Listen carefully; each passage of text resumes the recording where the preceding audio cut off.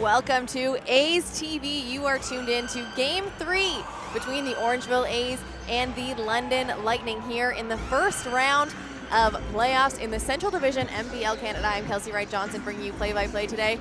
And I haven't seen you in a while, Ryan Greco, beside me, Brian Keller. I'm so excited for this game, Kelsey. It is playoff time, and unfortunately, this is the only playoffs left in the GTA right now when it comes to basketball. So the Orangeville A's have got to try and keep it alive right now.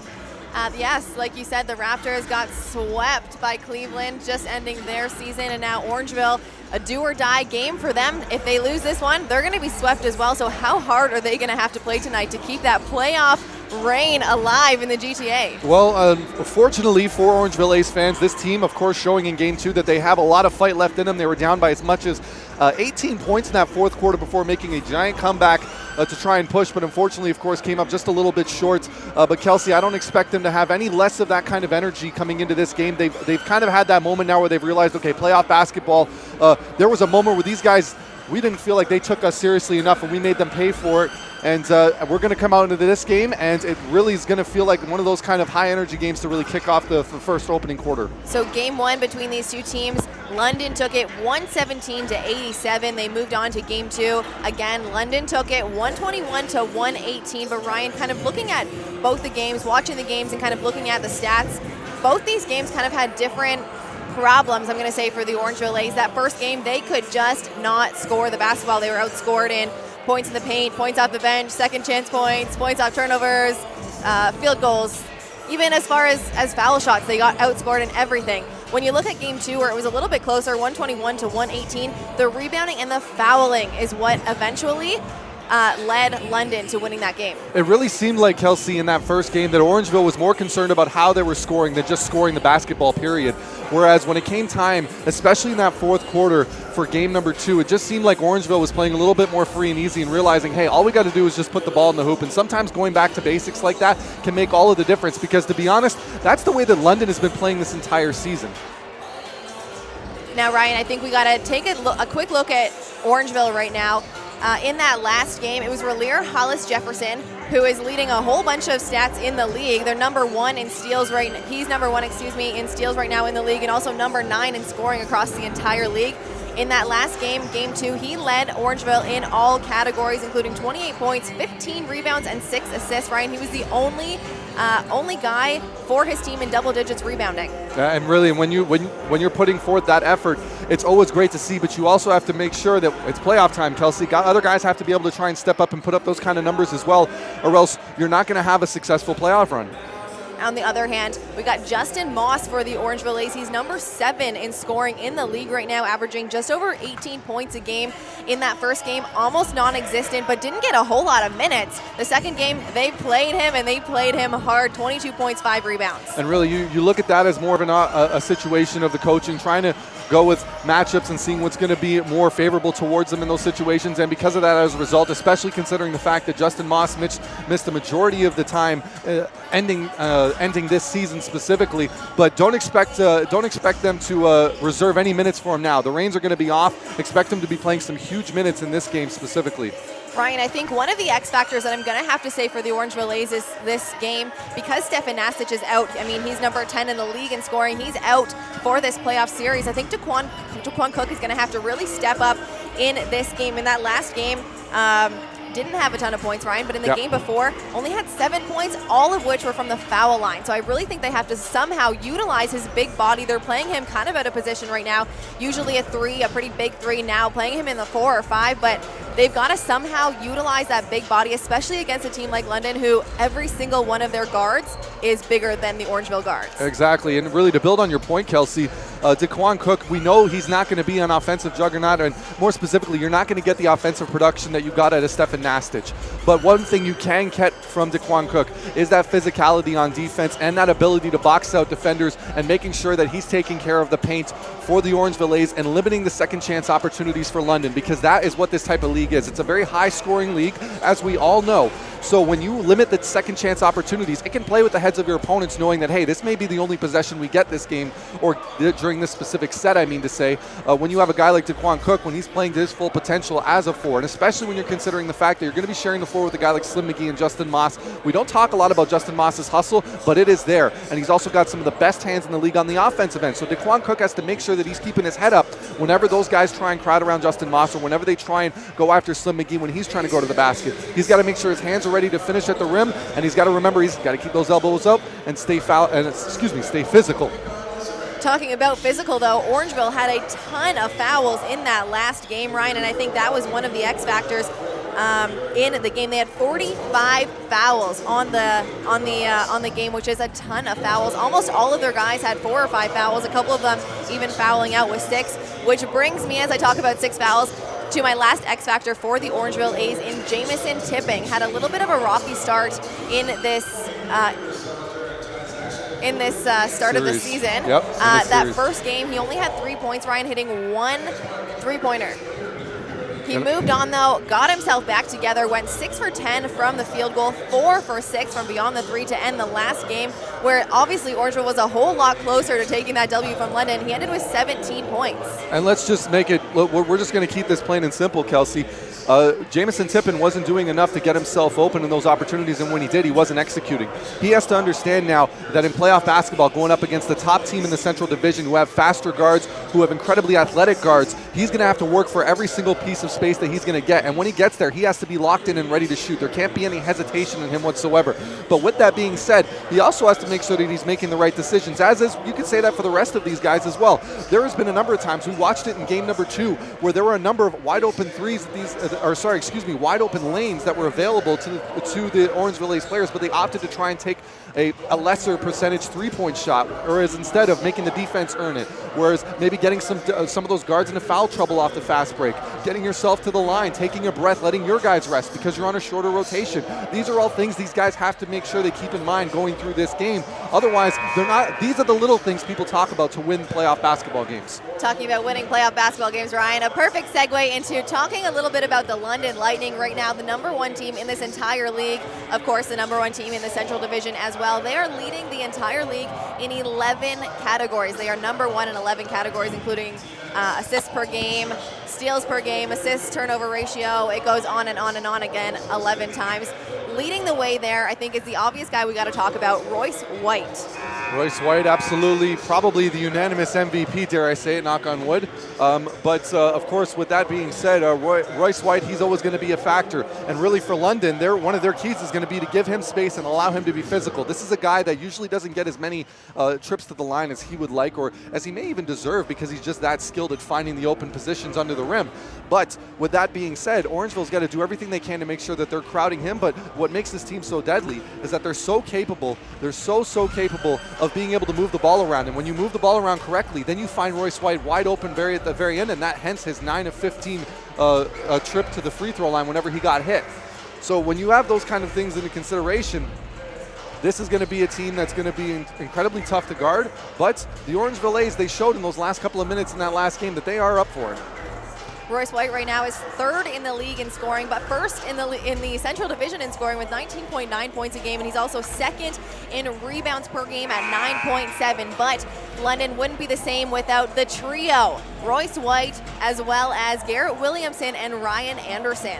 Yep, absolutely. And once again, these are guys that are very good at being able to, if you will, drain the backcourt defense of the Orangeville A's. There's a lot of dump and chase. There's a lot of pick and roll moves. There's constant motion. And this is something that Orangeville may be able to kind of take note of and just be able to understand that communication, switching off of the screens, and being able to be comfortable with guarding just about every position on the floor is going to be absolutely key, because let's be honest, both of these teams physically are roughly about the same size, but it's, as you said earlier, Kelsey, it's that mismatch in the backcourt where guys have to be ready to be able to guard a guard, even though they may not be used to so far in this season.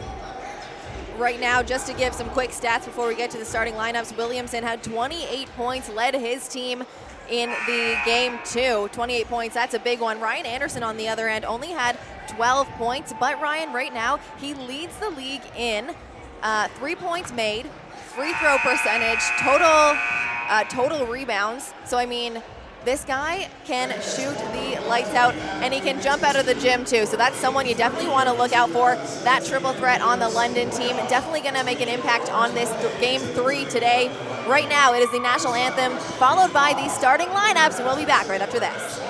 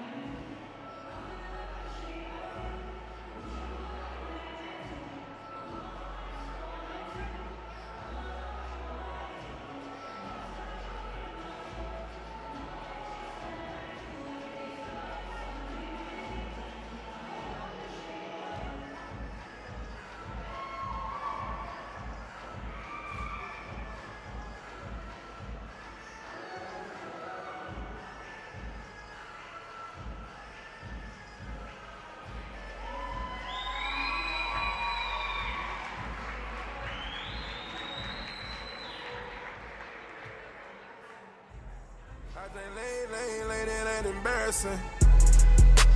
Wiggy, wiggy, oh, wiggy, oh. Hold up, wiggy, wiggy, oh, wiggy, oh. Way, oh, way, oh. The coolest DJ in the world. Now she going, know that going. I purchased Aviani, now she lit, huh? Wedding band rings on me lit, huh? Married to the game on the huh? Whoa, whoa, whoa, whoa, whoa. We made men. We ain't pulling up at cribs that we can't get. You can't pull up on Instagram, I ain't hit. And this shit telling lies about me cause she ain't. She wanted big, big dog status. I was in the alley with them nickel bags tally. Now I'm Taliban gang status, that was sandy. And you can't get close cause you don't know me. It ain't no more dipping, dabbing, hanging low key. Deep see me and they panic. I can't believe it, I was on the corner gambling. Wiggy, wiggy, oh, wiggy, wiggy. Hold up, wiggy, wiggy, oh, wiggy, wiggy. Way, oh, way, oh, way, oh, oh. Way, oh, way, oh. Every day on 3. 1, 2, 3. Every day.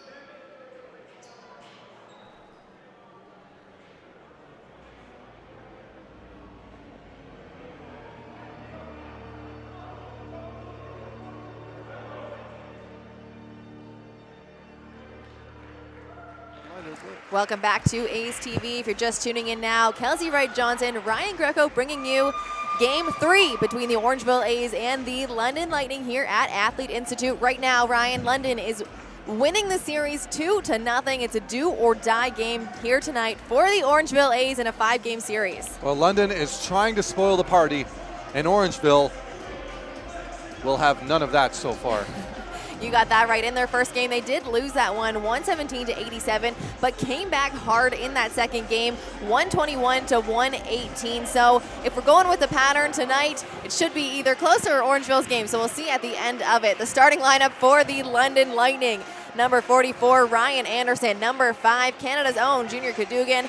Number 1, Kyle Johnson. Number 15, Garrett Williamson. And of course, number 30, I want to say, if we took a guess, league MVP Royce White from Iowa State, the former NBA player. I'm sure Royce is pretty excited watching the Houston Rockets so far and how they've been performing in the playoffs. Of course, though, he's got his own business to take care of tonight, but I'm going to call it right now, Kelsey. It's not going to happen. Orangeville A's all the way. Let's do it. Starting for the Orangeville A's, number 21, Daquan Cook. Number 2, Rick Bodiford. Number 24, I'm going to have to go out on a limb and say Orangeville's MVP, Relier Hollis Jefferson, who led in every single category last game, as well as the double point guard. We're starting with that, Alex Superman Johnson and Anthony Harris.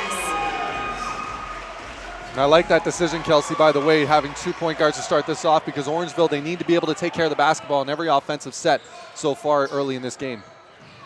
Orangeville's going to have first possession. Here's Harris, pulls up from the high school three. That one's nothing but net. Good start for the Orangeville A's. I'm okay with that shot because Harris can't turn the corner. Very confident, knew exactly what he wanted to do with it. Excellent shot. Williamson up top. Tries to get it into Royce White. It's knocked away by Cook. We talked about this earlier, Ryan, how Cook is kind of playing out of position right now. Usually likes to play the 3, playing the 5 in this lineup right now. He is, and I think one of the advantages he has going for himself in this situation, the fact that he is going up against a guy like Royce White. As talented as Royce White is, he is a little bit undersized for playing that position, and it fits Daquan Cook perfectly in the physicality department. Johnson, pump fake, puts it up. It's good to tie the game at 2. And unfortunately right there, we've got guys biting on fakes. You cannot allow that. You have to make sure you're staying in front of your man. I'd rather him hit that shot in his face than him trying to fly by and go for the block.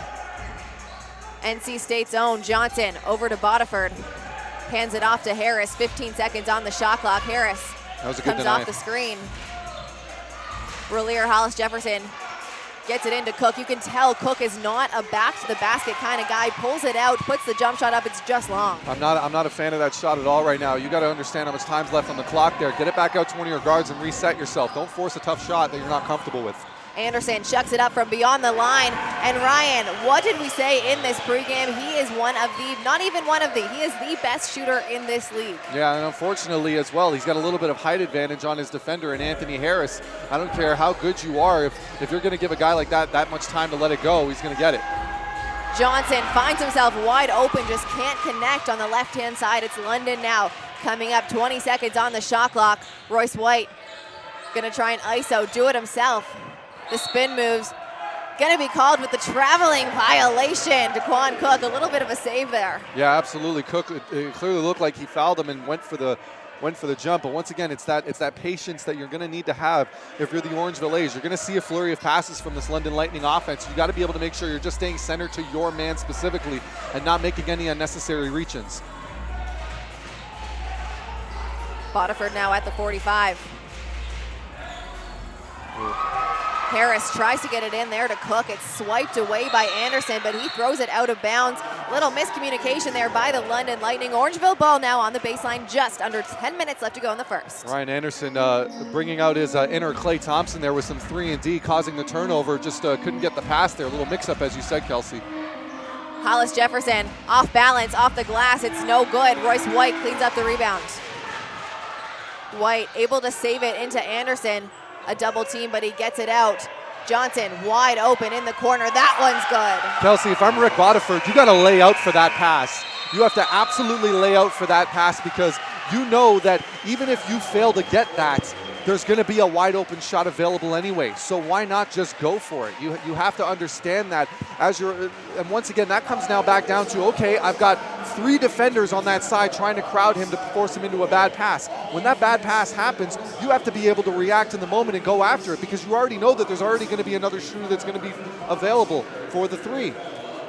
Ryan, with 9 minutes and 36 seconds left, the London Lightning has already taken 2 threes, 100% from beyond the arc right now. And when you think about it, in that last game, game 2, they shot 40% from the three-point line. They took 20 three-pointers in that entire game, and I mean, that's a quick 2 to start off right now. Is that kind of a tale of what's going to come? You'd hope not to, but at this point, once again, it comes down to you've got to put your entire body on the line. This is the elimination game. Everything comes down to this, and if you get off to a rough start against the London Lightning, I guarantee you they're not going to take the gas off the pedal like they did in the fourth quarter in game number 2. They're going to be looking to try and end this, and they're going to look to try and end it dominantly. You've got to make sure that you're fighting for every single possession. Ryan, when we talk about the London Lightning team and how they lead in 11 different categories in this entire league, three-pointers being one of them, they shot 42 threes in that first game where they won 117-87. 42 threes. And in the first couple minutes of this game, of the first quarter, already hit 2. Well, why are they doing that? Well, let's take a look at the very last play. You guys all have the replay button on YouTube out there. Go take it that last possession. Instead of going up for that open shot, as soon as he saw it, he passes it off to the wide open man in the corner who knocks it down. Every single player on the floor right now for the London Lightning are very comfortable with taking a shot with a hand in the face, but they're smart enough to understand the importance of finding the open man. See if Orangeville can get a little bit of a comeback here, trailing 8-2 with 9.5 minutes left to go in the first. Johnson chucks it up from deep, and it's good. That is a tough shot. And that right there is the response that the Orangeville A's desperately needed. Substitution up top. Junior Cadogan in now for London, being guarded closely by Harris. Cadogan gets himself wide open, kicks it out to Williamson. He redrives, goes up. That's going to be a hard foul there. It's going to go to Cook. And that exactly is what I'm talking about there, Kelsey. The patience of letting the clock wind down, understanding when the defense is going to try and make a commitment to a certain play, and that way you can make the necessary adjustments. Junior Cadogan is one of the best at doing that, period, whether in this league or in any other international league, and finding the open man in that situation, able to find the guy. But of course, there you go, Williamson not settling for a three-pointer when someone's flying in his face. Pump fake, goes right to the basket, and guess what? Now not only does he get a trip to the line to score more points, he now puts one of his defenders in foul trouble. And talking about one of those defenders, the Orangeville A's down a big man in this game in Stefan Nasic, so putting Daquan Cook on the bench right now with one foul is going to make a huge difference. He had 5 in the last game. Exactly, well said. Justin Moss now subs in for the Orangeville A's, though, and I actually kind of like having a real big on the floor for this Orangeville A's team. Like we mentioned before, Cook, as much as he has a big stature, he is a guard, so at least Moss is down there. He's going to give Royce White a little bit of a load in the paint. Here's Hollis Jefferson, couple pump fakes. He goes up, it's good, and he's going to get the foul. Go to the charity stripe for one more. Add a foul to Royce White's stat line now, too. Excellent job on the pump fake. He was able to get Royce White off of his feet, and that's something you want to see consistently. And then Relir Hollis Jefferson, it's early in the game. He's got plenty of stamina. No surprise on why he was able to finish on that and one when he got enough of an open look over a grounded, if you will, Royce White. Hollis Jefferson now at the line for one.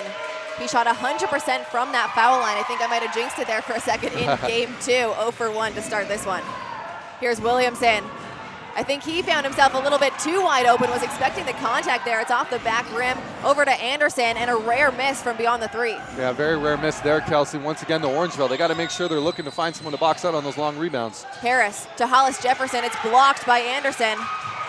Moss able to get a hand on it in the transition. Here he is now in the dunker spot. Drives baseline, kicks it. Superman Johnson for the 3. It's just off the mark. I don't have a problem with that shot, though, but Johnson's got to do a better job of making sure his feet are set and ready to take that jump shot when he receives it. He kind of shot it on a lean there, Kelsey. On the other end, 12 seconds on the shot clock. Kyle Johnson puts it up. It's no good. The smallest guy on the floor gets the defensive rebound.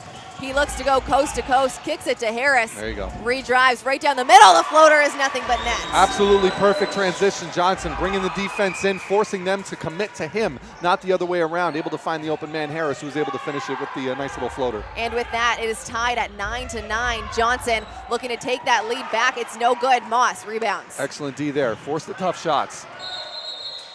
Yep. It looked like it was knocked out. The pass was knocked out of bounds initially by Ryan Anderson. Yep. Jamison Tipping tried to save it, said, maybe I won't save it. He thought that Ryan Anderson had touched it once again, but he actually was the last person to touch that. So it is going to be lightning ball on the sideline with a new 24-second shot clock. That's right. We're fair but firm, Kelsey. Fair but firm. Just under 7.5 minutes left to go now in the first. Johnson up top being guarded by Tipping. Turns the corner left, goes up and under. A nice little LeBron layup there. Jamison Tipping cannot allow his defender to get around him like that. He's got to be able to make sure he can cut off that angle as soon as he's made that commitment. Force him into a crossover where the other help is. You can't let him just go to the basket like that. Especially with 2 point guards on the floor right now, there's no reason Jamison Tipping should be guarding Kyle Johnson. No, not at all. Justin Moss with a little pull-up. Ryan, we've talked about this earlier in the year. Justin Moss really working on his mid-range game this season, and it shows. Yeah, it definitely does. And he was having some trouble coming back in because he'd missed so much time, but it seems like that game speed is starting to catch up with him again. Here's White now at the elbow. Kicks it to Johnson. Johnson over to Cadogan. Williamson puts it up, and it's going to be a steal to Alex Superman Johnson. Johnson tries to thread the needle there into Moss. Too many black shirts in the paint, though. And Here's Anderson. A little too obvious, too, Kelsey. The eyes kind of gave it away there. I could see it from up here where he was going to pass that ball. Relir Hollis Jefferson going to be charged with his first foul of the game, and Junior Cadogan will go to the line now for 2 shots. Junior Cadogan from North York, a GTA man himself. He went to Marquette University, where he averaged 8.5 points a game.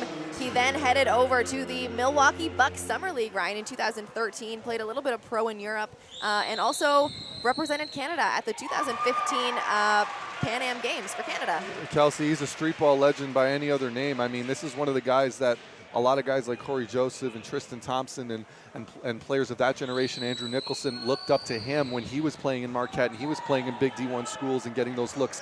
And he did it coming straight out of North York, Jane and Finch area. I mean, once again, he's about as Canadian basketball as it gets. I guess it would only make sense then that he is leading the team right now, the #1 team in this Canadian League. Justin Moss goes up, takes a body from Royce White, but no call. He's got to get back now on D. There's going to be an off-ball foul here. That was just some good D there by Royce White. Unfortunately, Justin Moss not really used to going up against a guy of similar strength and size and athleticism. Anthony Harris there is charged with his first foul of the game, Ryan. I was looking the other way, didn't really see what happened, but both of them kind of rolling their eyes and chuckling after that call. Here's Cadogan.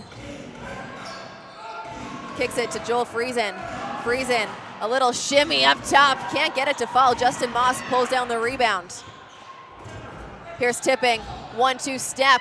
Just off the mark. It's going to go out of bounds. London ball on the baseline. Once again, there it is. Jamison Tipping almost looking like he kind of got away with a travel there. He took about 2.5 steps before winding up for that shot. But once again, unfortunately, this is what we're talking about, Kelsey. The Orangeville A's, they've done this multiple times in this series where they get close and then they start trying to take these kind of threes early in the shot clock. It's a very frustrating thing to watch if you're a fan because, you know, you want to be able to see these guys make the right decisions. Garrett Williamson goes coast to coast almost with that one. Goes from the inbound all the way in, and Justin Moss is going to get a foul on that play, so he's going to go to the line for 2 shots. And there you go, Kelsey. There's a microcosm of it in itself in this series. You see the Orangeville A's, they get close, they go and take that 3-point shot with literally 20 seconds remaining on the shot clock. What does London do the other way? Takes their time, comes down, finds the right possession, or excuse me, they find the right hole, attacks the basket. Now, not only do they get an opportunity to put some points on the board, but as I said before, they're putting their opponents in foul trouble. And these are things that Orangeville could learn. I hate to say it, but Orangeville could learn a thing or two from the way that London is running their offense right now in these tight situations. They don't speed up, they slow down, and they take their time. And Williamson is not one of those players, Ryan, that you want to foul. In the last 2 games of this series, he's gone to the line 23 times, only missing 4. There you go. I think that says it right there. He knows what he's good at, and he's getting himself in the right positions to be successful. Royce White picks up the rebound. It's knocked out of his hands, though, by Corbin Thomas.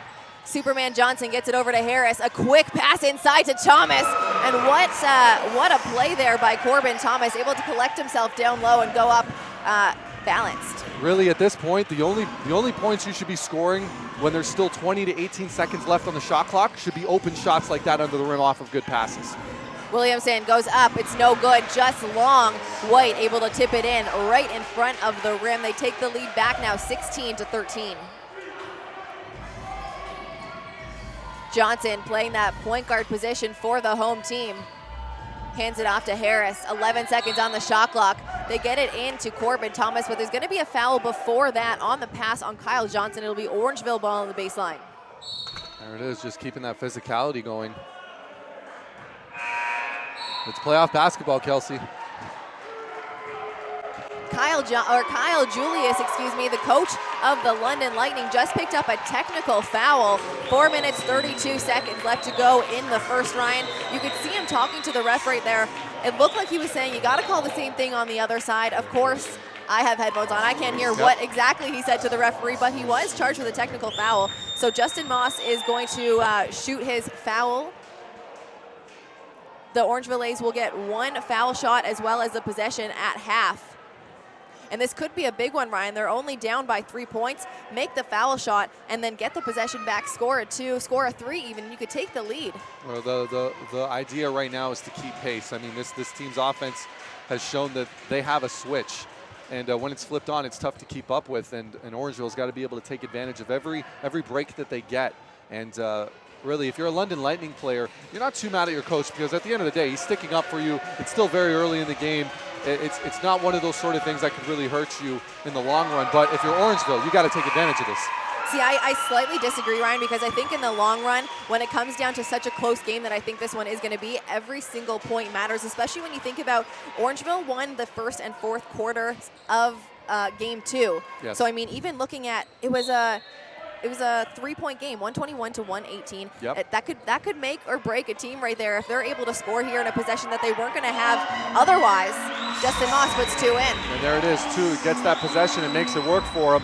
Unfortunately, he did miss that free throw, but he makes up for it right after. Here's Doug Herring Jr. Over to Phillips. think there's going to be a foul there on Justin Moss. That'll be his second of the game. Not good if you're an Orangeville A's fan. Unfortunately, though, you know, you say it's playoff time and you want to let the boys play to a certain extent. I understand why. At the end of the day, it is the right call, but it's not a call you tend to see a lot in playoff basketball, but there it is right there for you. It's something that we talked about earlier, though, as Joel Friesen finds himself absolutely wide open on the left-hand side. When you talk about players who are able to draw fouls, Royce White is one of the best. Went to the line 15 times last game, and it's plays like that we just saw against Justin Moss that just add up those fouls that he's able to draw. And he's very good at not just agitating players, but knowing how to use his body to create that kind of contact. Johnson loses it. It's in the hands of Joel Friesen. Doug Herring Jr. puts it up. Could have been a highlight jam there, but it counts the same. 2 points for Joel Friesen. It still almost could be a highlight, though. Kind of rolled around the rim. Everyone on the edge of their seats for that one as it rolled around the rim a couple hundred times. On the other end, Harris picks up his dribble over to Thomas.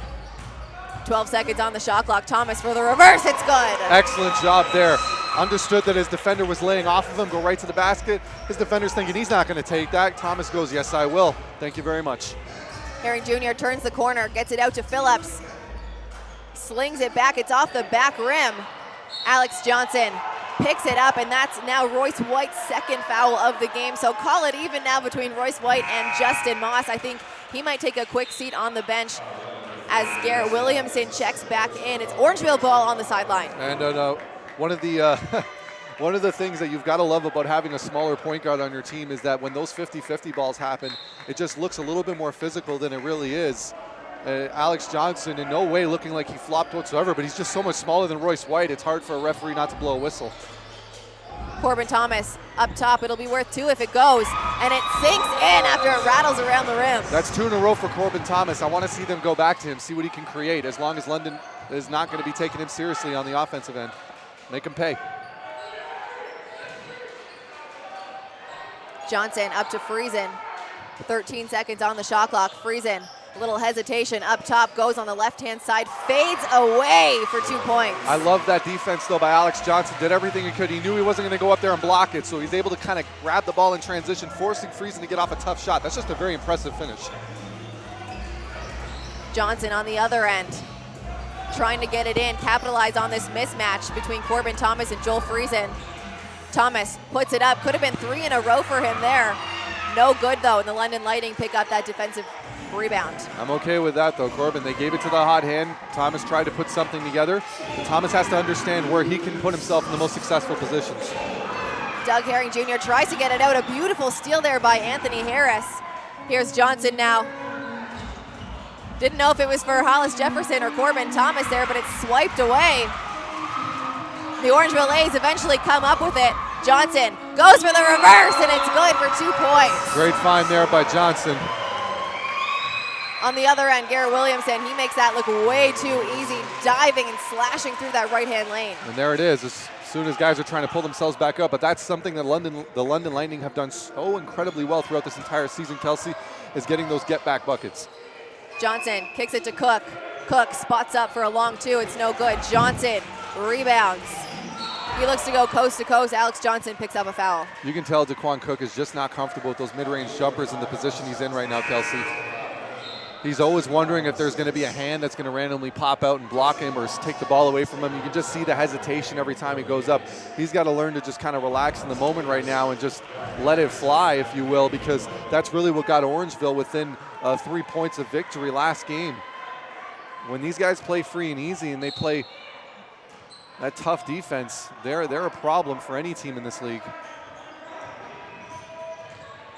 Couple substitutions for both teams. Ryan Anderson and Marcus Capers check in for the London Lightning, and for the Orangeville A's, it's Justin Moss and Jamison Tipping. Here's Harris up top for the home team. Hollis Jefferson feeds Moss on the post. He backs them down. No good, though. Too many black shirts in the paint to grab that offensive rebound. Garrett Williamson, the same move, is good for 2. And unfortunately, when you set yourself up in a tough defensive set like that, what are we seeing every single time? London off to the races on that transition offense that they run so well, better than anybody else in the NBL. Harris kicks it to Hollis Jefferson, spots up from the three, it's no good.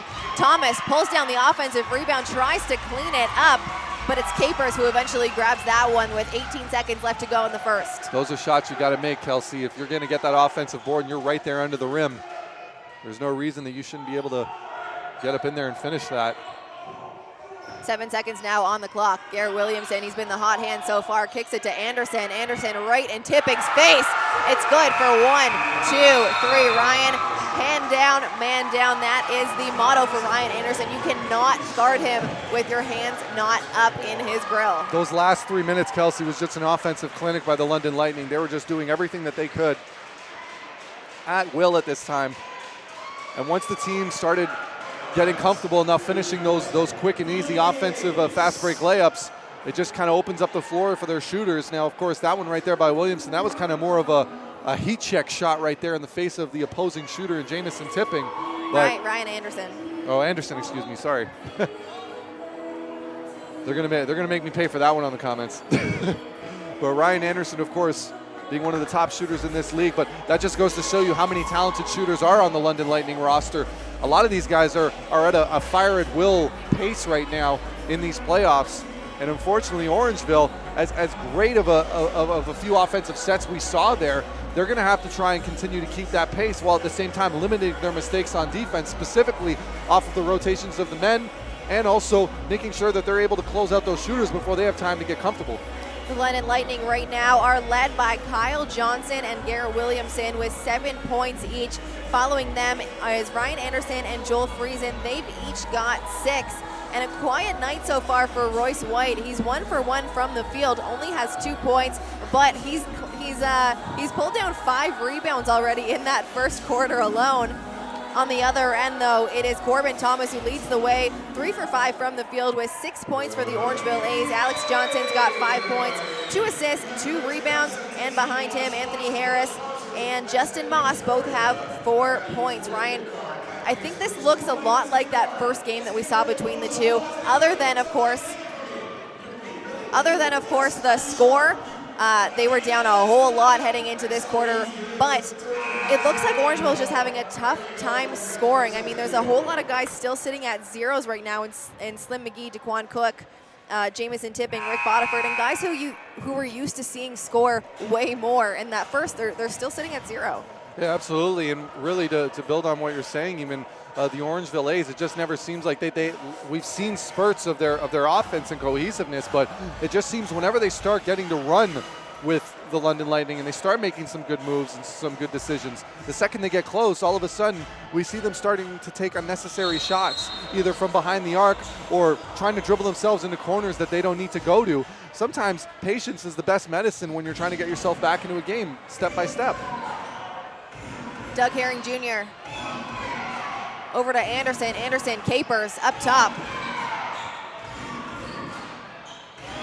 Doug Herring Jr. off the glass. It's no good. Knocked out of bounds. It's going to stay with London. 24 seconds on the shot clock. 11:40 on the game clock. And really, Orangeville, they just have to try and make sure they get out of this defensive set without causing a foul.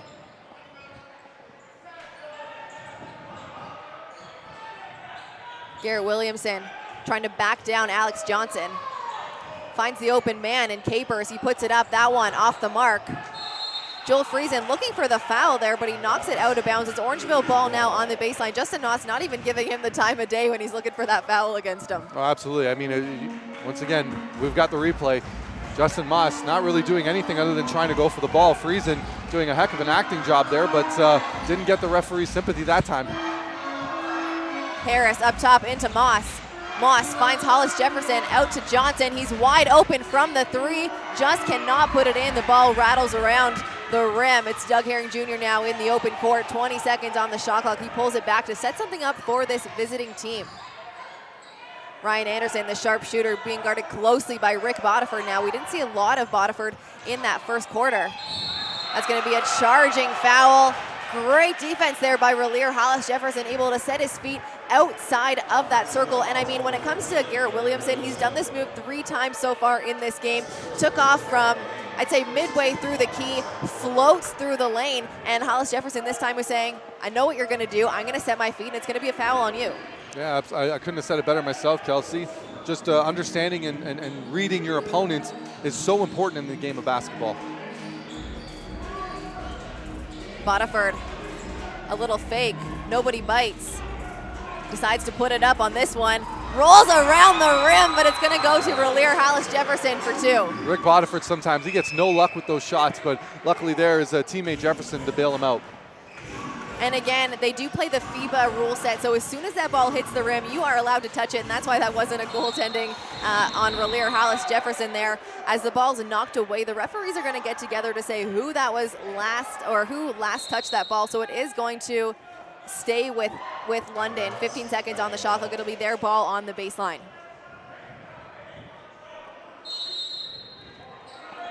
(29-23), 10-20 left to go in the first half. This is kind of the story that we saw in the first game, Ryan. London got their guards to post up Orangeville's guards almost every possession. Now we're seeing it in the first 2 minutes of this quarter. We've seen it already 3 times. We have, and really there's going to need to be some sort of defensive scheme to make the switch off of those when you see guys starting to make those post-ups. Justin Moss kicks it to Hollis Jefferson, spots up from the 45. It's off the mark. Moss able to rebound. He goes up. It's stolen by Ryan Anderson. The referee saying it was all ball. Joel Friesen tries to get it over to Williamson. A great steal there by Alex Johnson as he flies into the stands. 19 seconds on the shot clock. It's going to be London ball on the sideline. I understand the idea of working the referees, but if you're spending more time arguing with the referee than getting back on defense, I think that kind of shows where your head's at right now. You got to make sure that you're getting back and helping out your teammates any chance that you get, or else this game's going to get out of hand very quickly. Anderson up top, spots up. This could be 3 for him, and it's good. There it is, Ryan Anderson. He came to play today, folks. Ryan, I don't know if you remember the last regular season home game that the Orangeville A's had with the London Lightning. Ryan Anderson had 28 points. He went 100% from the field, all from the three-point line, of course, in the first half. Well, I believe it entirely, though, because look who has to guard him in these matchups. We're looking at guys that he can clearly see the rim right above his defenders, even when they're flying at him with their hands up. He's got a easy look to it every single time, and unfortunately, the Orangeville A's, they don't have a response to that. Who do you put on? Do you put maybe a Rick Bodiford? Do you try and bring Jamison Tipping on to guard that to get the length going? There's just not that many defensive options available for the Orangeville A's roster at this point. Phillips taking on Moss. He spins up, tries to get Moss off his feet. Able to turn the corner, puts it up and in, plus he's going to go to the charity stripe for one more. That's Moss's third. He goes straight to the bench, and it's Corbin Thomas who's going to sub in for him.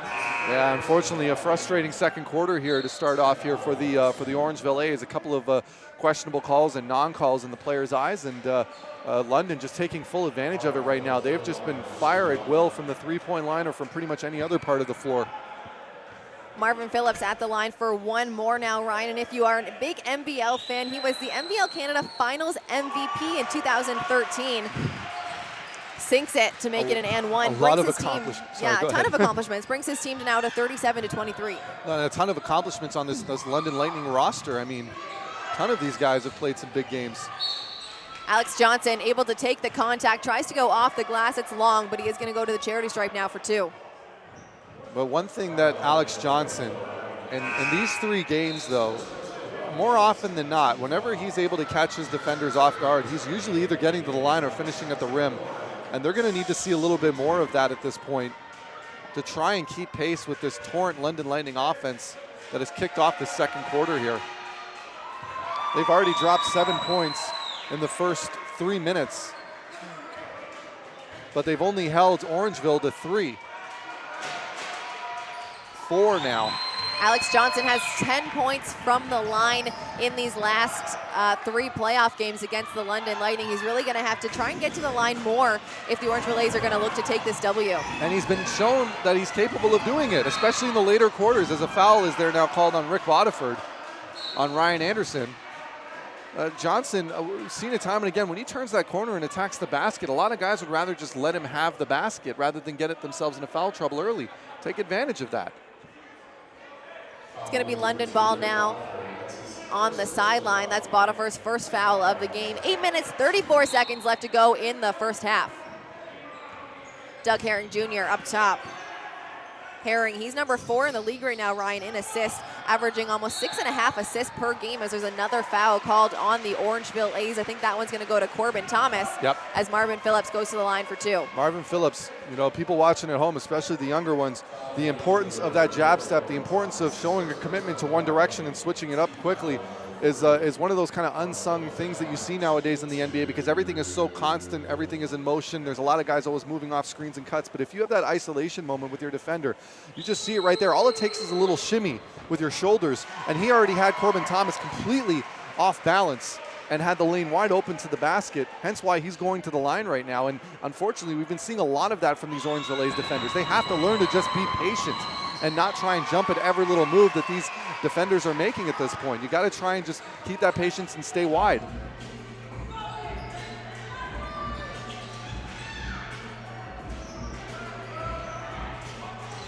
Relier Hollis Jefferson up top.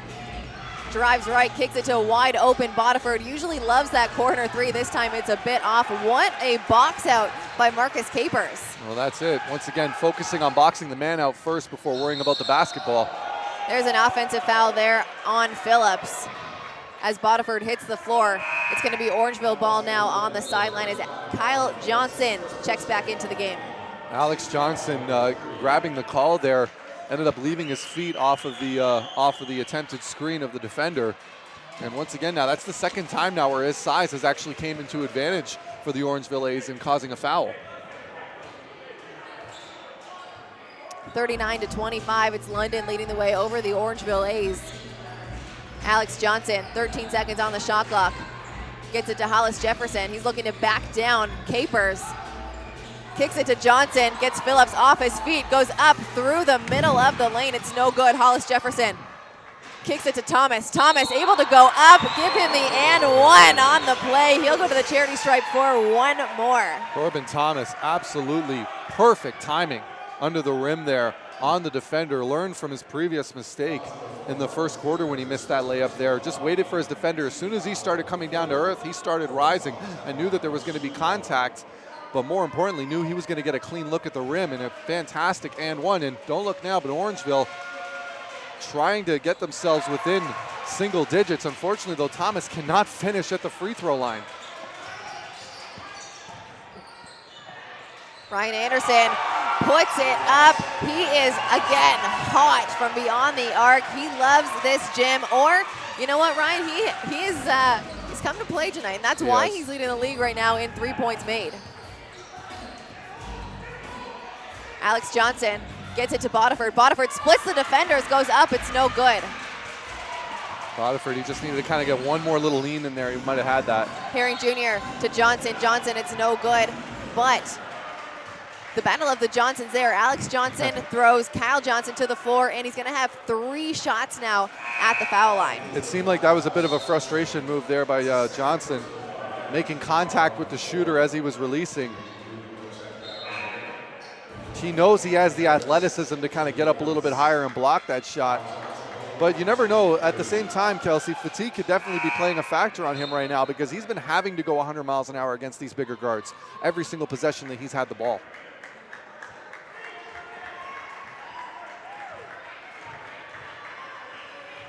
Kyle Johnson, now 3 at the line. The first one is good. This is a player who had 8 points in the first game, 16 points in the second, so he can get going. Really, if someone leaves him wide open, he's going to take it. He's a Toronto native.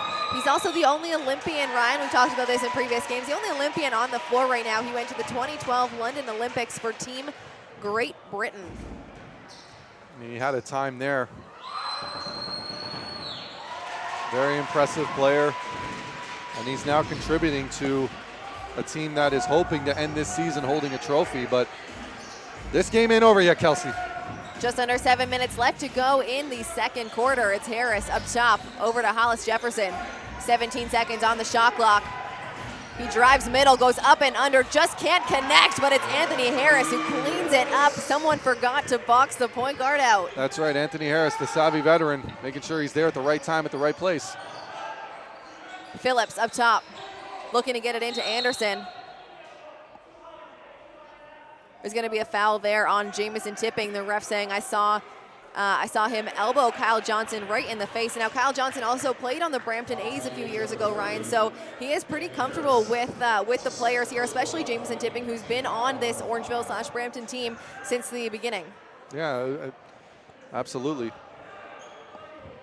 You can see Jamison Tipping there kind of patting him on the back, being like, I did not mean to do that to my former teammate.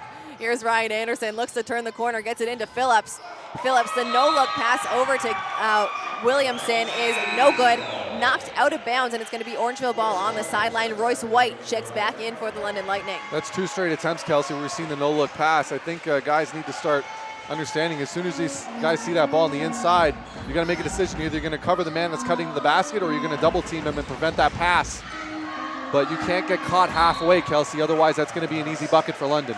Royce White shaking his finger at that pass like a cartoon character, saying, no, no, no, you're going to have to do a little bit better than that one, as it goes right out of bounds at half court. It's London ball now, bringing it up with just over 6 minutes left to go in the second. Here's Cadogan up top, over to Johnson. They feed White. White right back over to Cadogan. Williamson touches it, and now everyone on the London Lightning roster has touched it. This possession, Cadogan kicks it out to Williamson, shucks it up from the three. Ryan, when you talk about ball movement, that is exactly what you get when you're patient and you look for your teammates and look really for the best shot, as Anthony Harris goes up, takes a quick one, and it's blocked. Here's Cadogan now. Goes up, it's no good. Hollis Jefferson thinks he has it, but there's going to be a foul there on Jamison Tipping as Williamson puts it up. And I think Jamison Tipping could have been set, Ryan, but he set in the semicircle, and you know that's going to be called a block every single time. So now Williamson goes to the line for one more. Absolutely. It's one of those situations where it's just awareness. It just seems that the little things are just not clicking for the Orangeville A's players right now, not understanding exactly where they are on the floor, what they can do and what they're not capable of doing in those specific moments. And unfortunately, it's taking a toll now, and London is enjoying a 19-point lead as a result of those little mistakes. 48-29, 5 minutes, 31 seconds left to go in the first half. Enjoy a quick break. We'll be right back.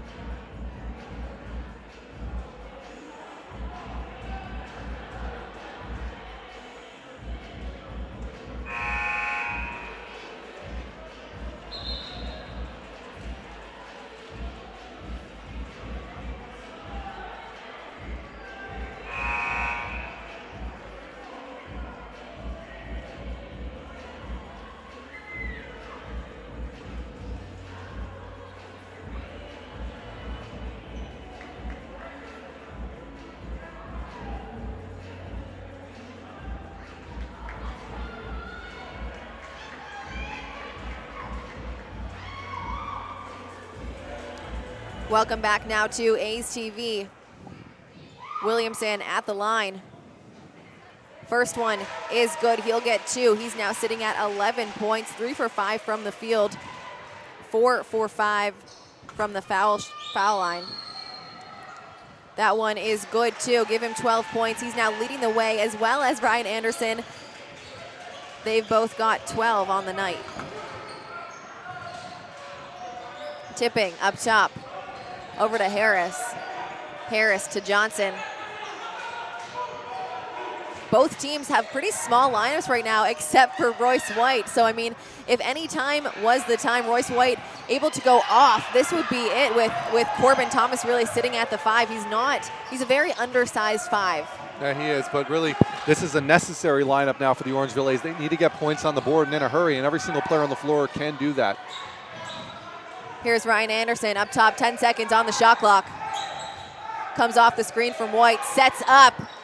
Looked good from here. It rolls around the rim. Another rare miss from Anderson.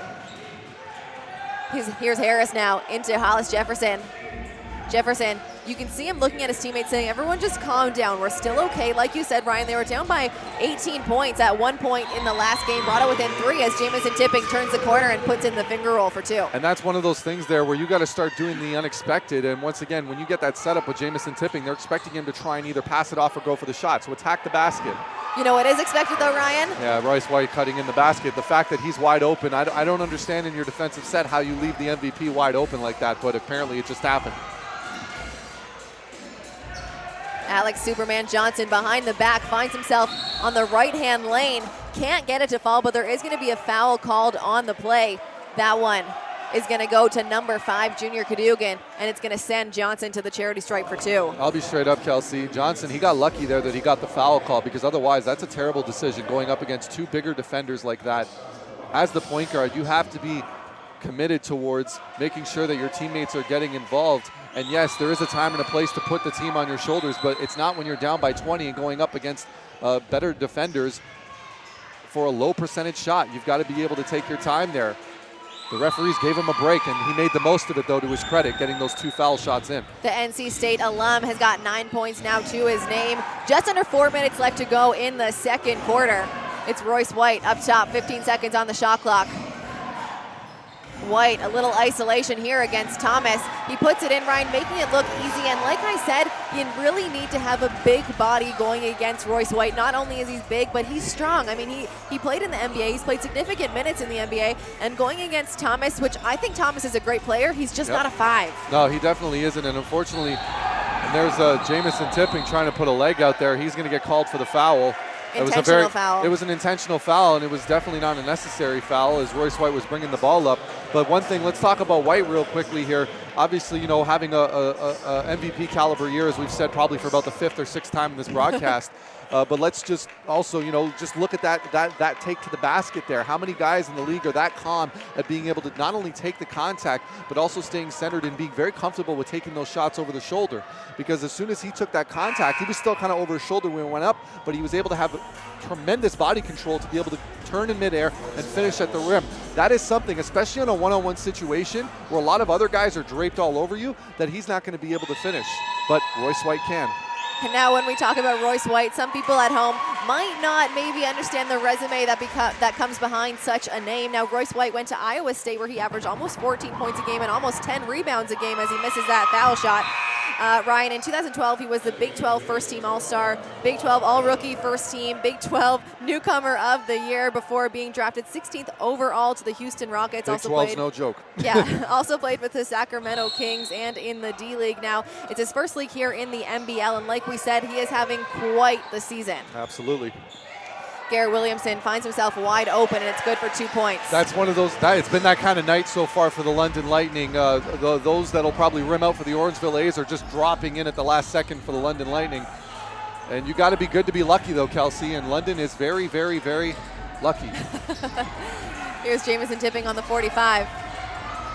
Rips and goes. Finds himself in the middle. A little off balance there as he slides into the London Lightning bench. Williamson out to Johnson. When you talk about ball movement, London Lightning, one of the best in the league. Kick it out to Royce White. We don't see him shoot a lot of threes. He's going to bring himself in. He's covered by 3 white jerseys right now. Gets it out to Johnson. Johnson puts it up. It's just off the mark. An offensive rebound there by Garrett Williamson, but he steps right out of bounds, I'd say just by a hair, and it's going to be Orangeville ball on the baseline. Let's rewind a couple of passes there, Kelsey.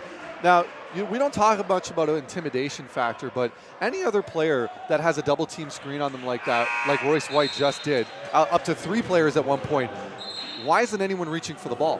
Why is everyone just trying to stop him from making the pass? You have to force him to make a decision.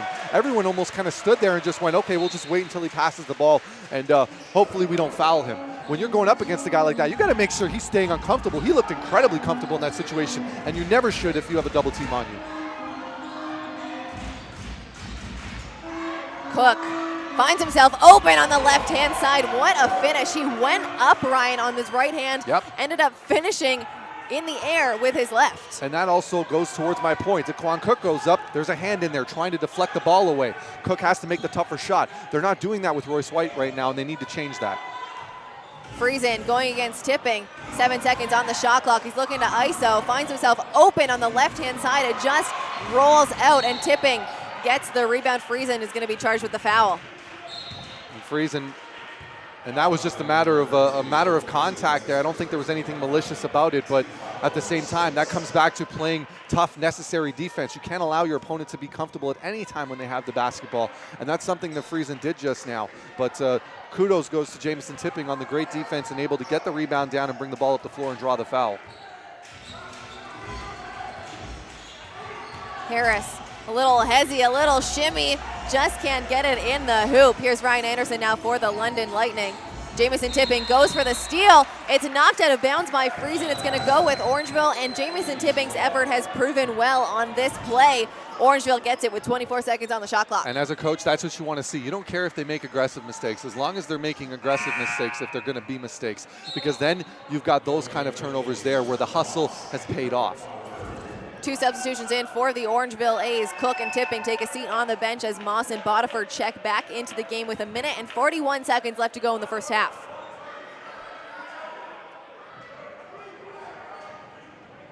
Bodiford, he's going to bring it out for the Orangeville A's. Gets it to Hollis Jefferson.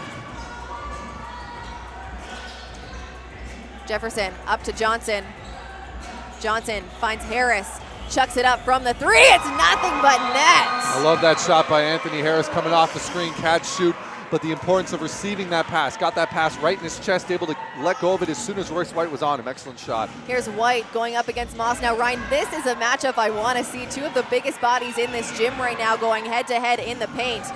Here's White looking for that ISO against Moss. Kicks it to Friesen. Friesen puts it up. It's off the back rim. And there it is once again, Royce White, an excellent pick there, but where was Justin Moss to try and defend the shot? You can't be caught watching. Here's Anderson in the open court now. Gets it to Williamson. Williamson goes up off the glass. No good. Royce White. Nobody boxed him out. He cleans it up for 2. And there, that was Justin Moss's man, and Moss was caught on the other side of the basket there when Royce White went up. You got to make sure you know where your guys are when you're defending them. Here's Johnson now. A little step back in the middle. It's just short. Ryan Anderson with the athletic rebound there. Now 30 seconds left to go in the second quarter. Something we talked about earlier, Kelsey. Unfortunately, there's a shot there early in the shot clock, 20 seconds remaining, and we decided to go with a tough off-balance jumper. About a 10-second difference now between the game clock and the shot clock. Ryan Anderson going to have to put something up off the back rim, and now it looks like Orangeville has 14 seconds for the last possession. Again, they're going to want to take that last one heading into the halftime break right now. 59-38, 6 seconds on the clock. Here's Harris. Harris gets it into Moss. Moss goes up. It's good, plus there's going to be a foul, and that is the way you want to end the half, Ryan. There's still 1 second on the clock, but Moss is going to go to the charity stripe for 1, and he's usually been a pretty good shooter from the line. Absolutely, Kelsey, and the thing I'm most pleased about that play is that they didn't settle for the 3. They went on the inside. They tried to get their best player going because Justin Moss, for the past 2 seasons, barring injuries, could still very well have been the absolute best player the Orangeville A's would have had this season. So you got to get a guy who's that offensively talented in the game, getting comfortable with finishing under the rim, getting used to this kind of physicality, and not give him an opportunity where he's going to get cold. Think about this. A little shimmy shake gets that shot there. Sorry, Kelsey. Think about this, Ryan. If the Orangeville A's weren't kind of plagued with injury this season, Rolear Hollis Jefferson is number 9 in the league in scoring. Justin Moss is number 7 in the league in scoring. And Stefan Nasic, who's not playing tonight, is number 10 in the league in scoring. So they have 3 guys in the top 10 in the league in scoring, except we've never actually had those 3 guys on all at the same time. No, you have not had, and that's a crazy thing to think about this season. Of all this talent, not at one time we had all 3 of those guys on the floor at the same time. That's incredible. It is incredible. And at the end of the first half, it is 59-41. Leading the way for the Orangeville A's with 9 points is Jamison Tipping and Alex Johnson. Following him is Corbin Thomas with 8 and Justin Moss with 7. On the other end with 14 points, Garrett Williamson leads the way, 4 for 7 from the field. Right behind him with 12 points is Ryan Anderson, who's gone 4 for 6 from the 3. And of course, still 10 points, Kyle Johnson. He's gone 3 for 6, shooting 50% from the field for 10 points. Guys, have a quick break. We'll be right back after this halftime show.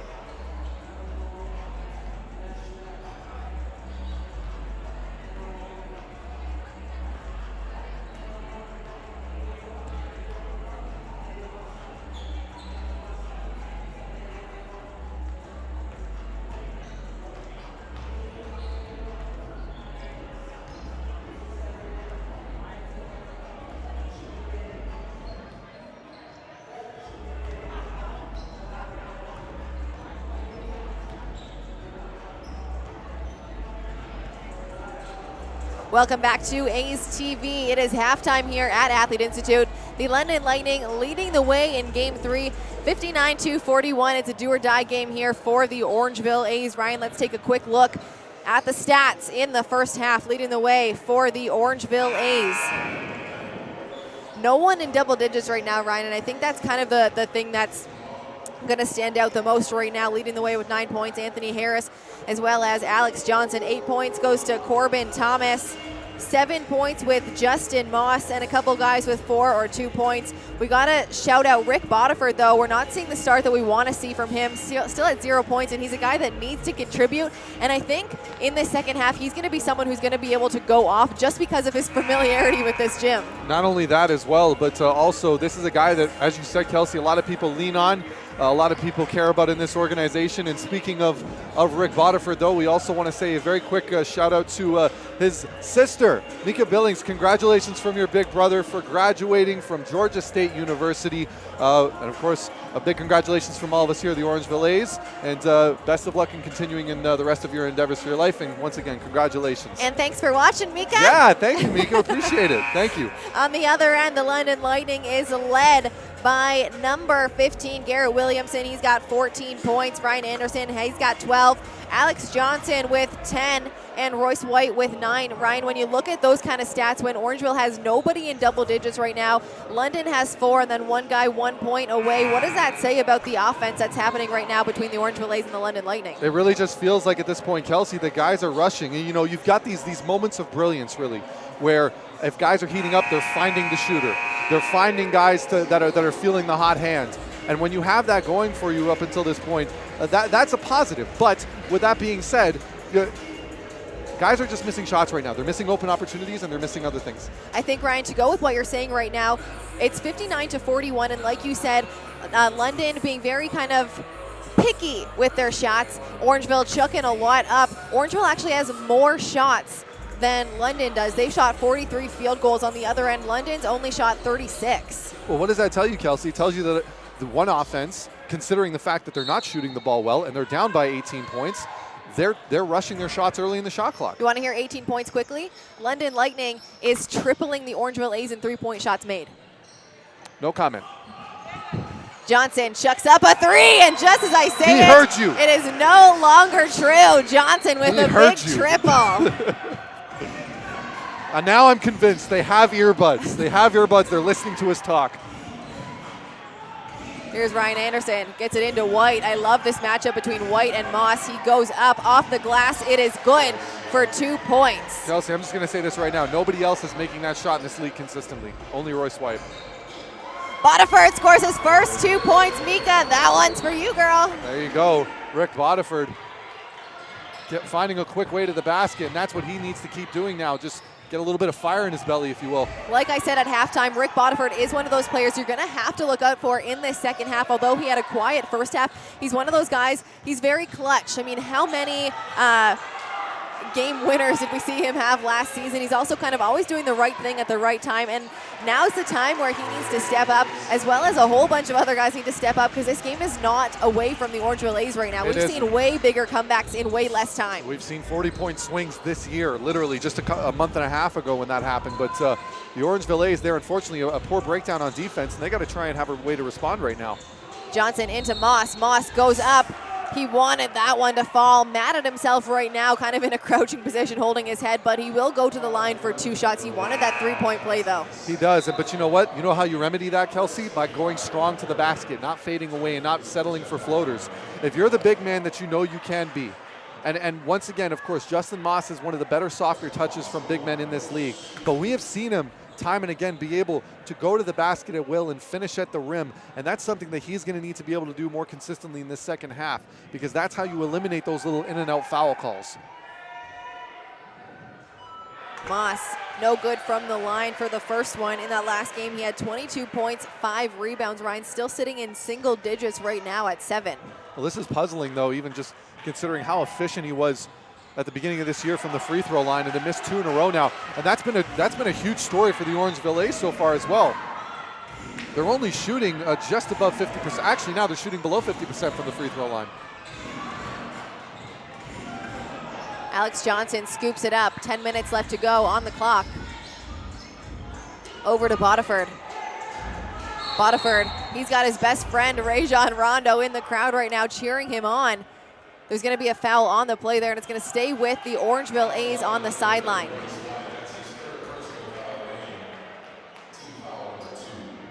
Bodiford's going to bring it out for the Orangeville A's.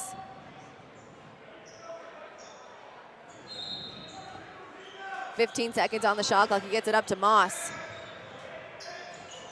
Now this is something that I'm happy that's happening right now, Ryan. The London Lightning is switching everything. So finally, the first time in the game, they've gotten a good switch to give Bodiford the mismatch down low. Unfortunately, can't connect on that one, but it's a good thing to look for at least. Because, you know, when the defense is switching every single thing, you got to use that to your advantage. Yeah, absolutely. When you get that opportunity to do that, and there you go, Alex Johnson, something that I was talking about in the first half as well, Kelsey, the importance of if you see that your guards are going to be a little bit lackadaisical in the second half and feel like that they don't have anything else to prove defensively, Alex Johnson's there to remind you, hey, you still have to guard me because I'm going to get to the line every time. Johnson now at the charity stripe for 2. He's got 3 points to his name right now. Only 3 rebounds, 3 assists. He's got 9 points on the night. Give him 10 with that foul shot. The first guy to reach double digits for the team.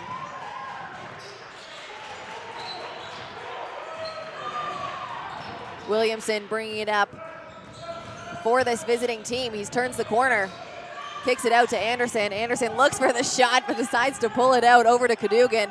Swings it to Friesen into White. Every single player has touched the ball in this possession. That foul is going to go to Alex Johnson, and Royce White heads to the line for 2. There it is, Royce White doing everything that he can possibly do right now to make sure that that lead is going to stay where it's at.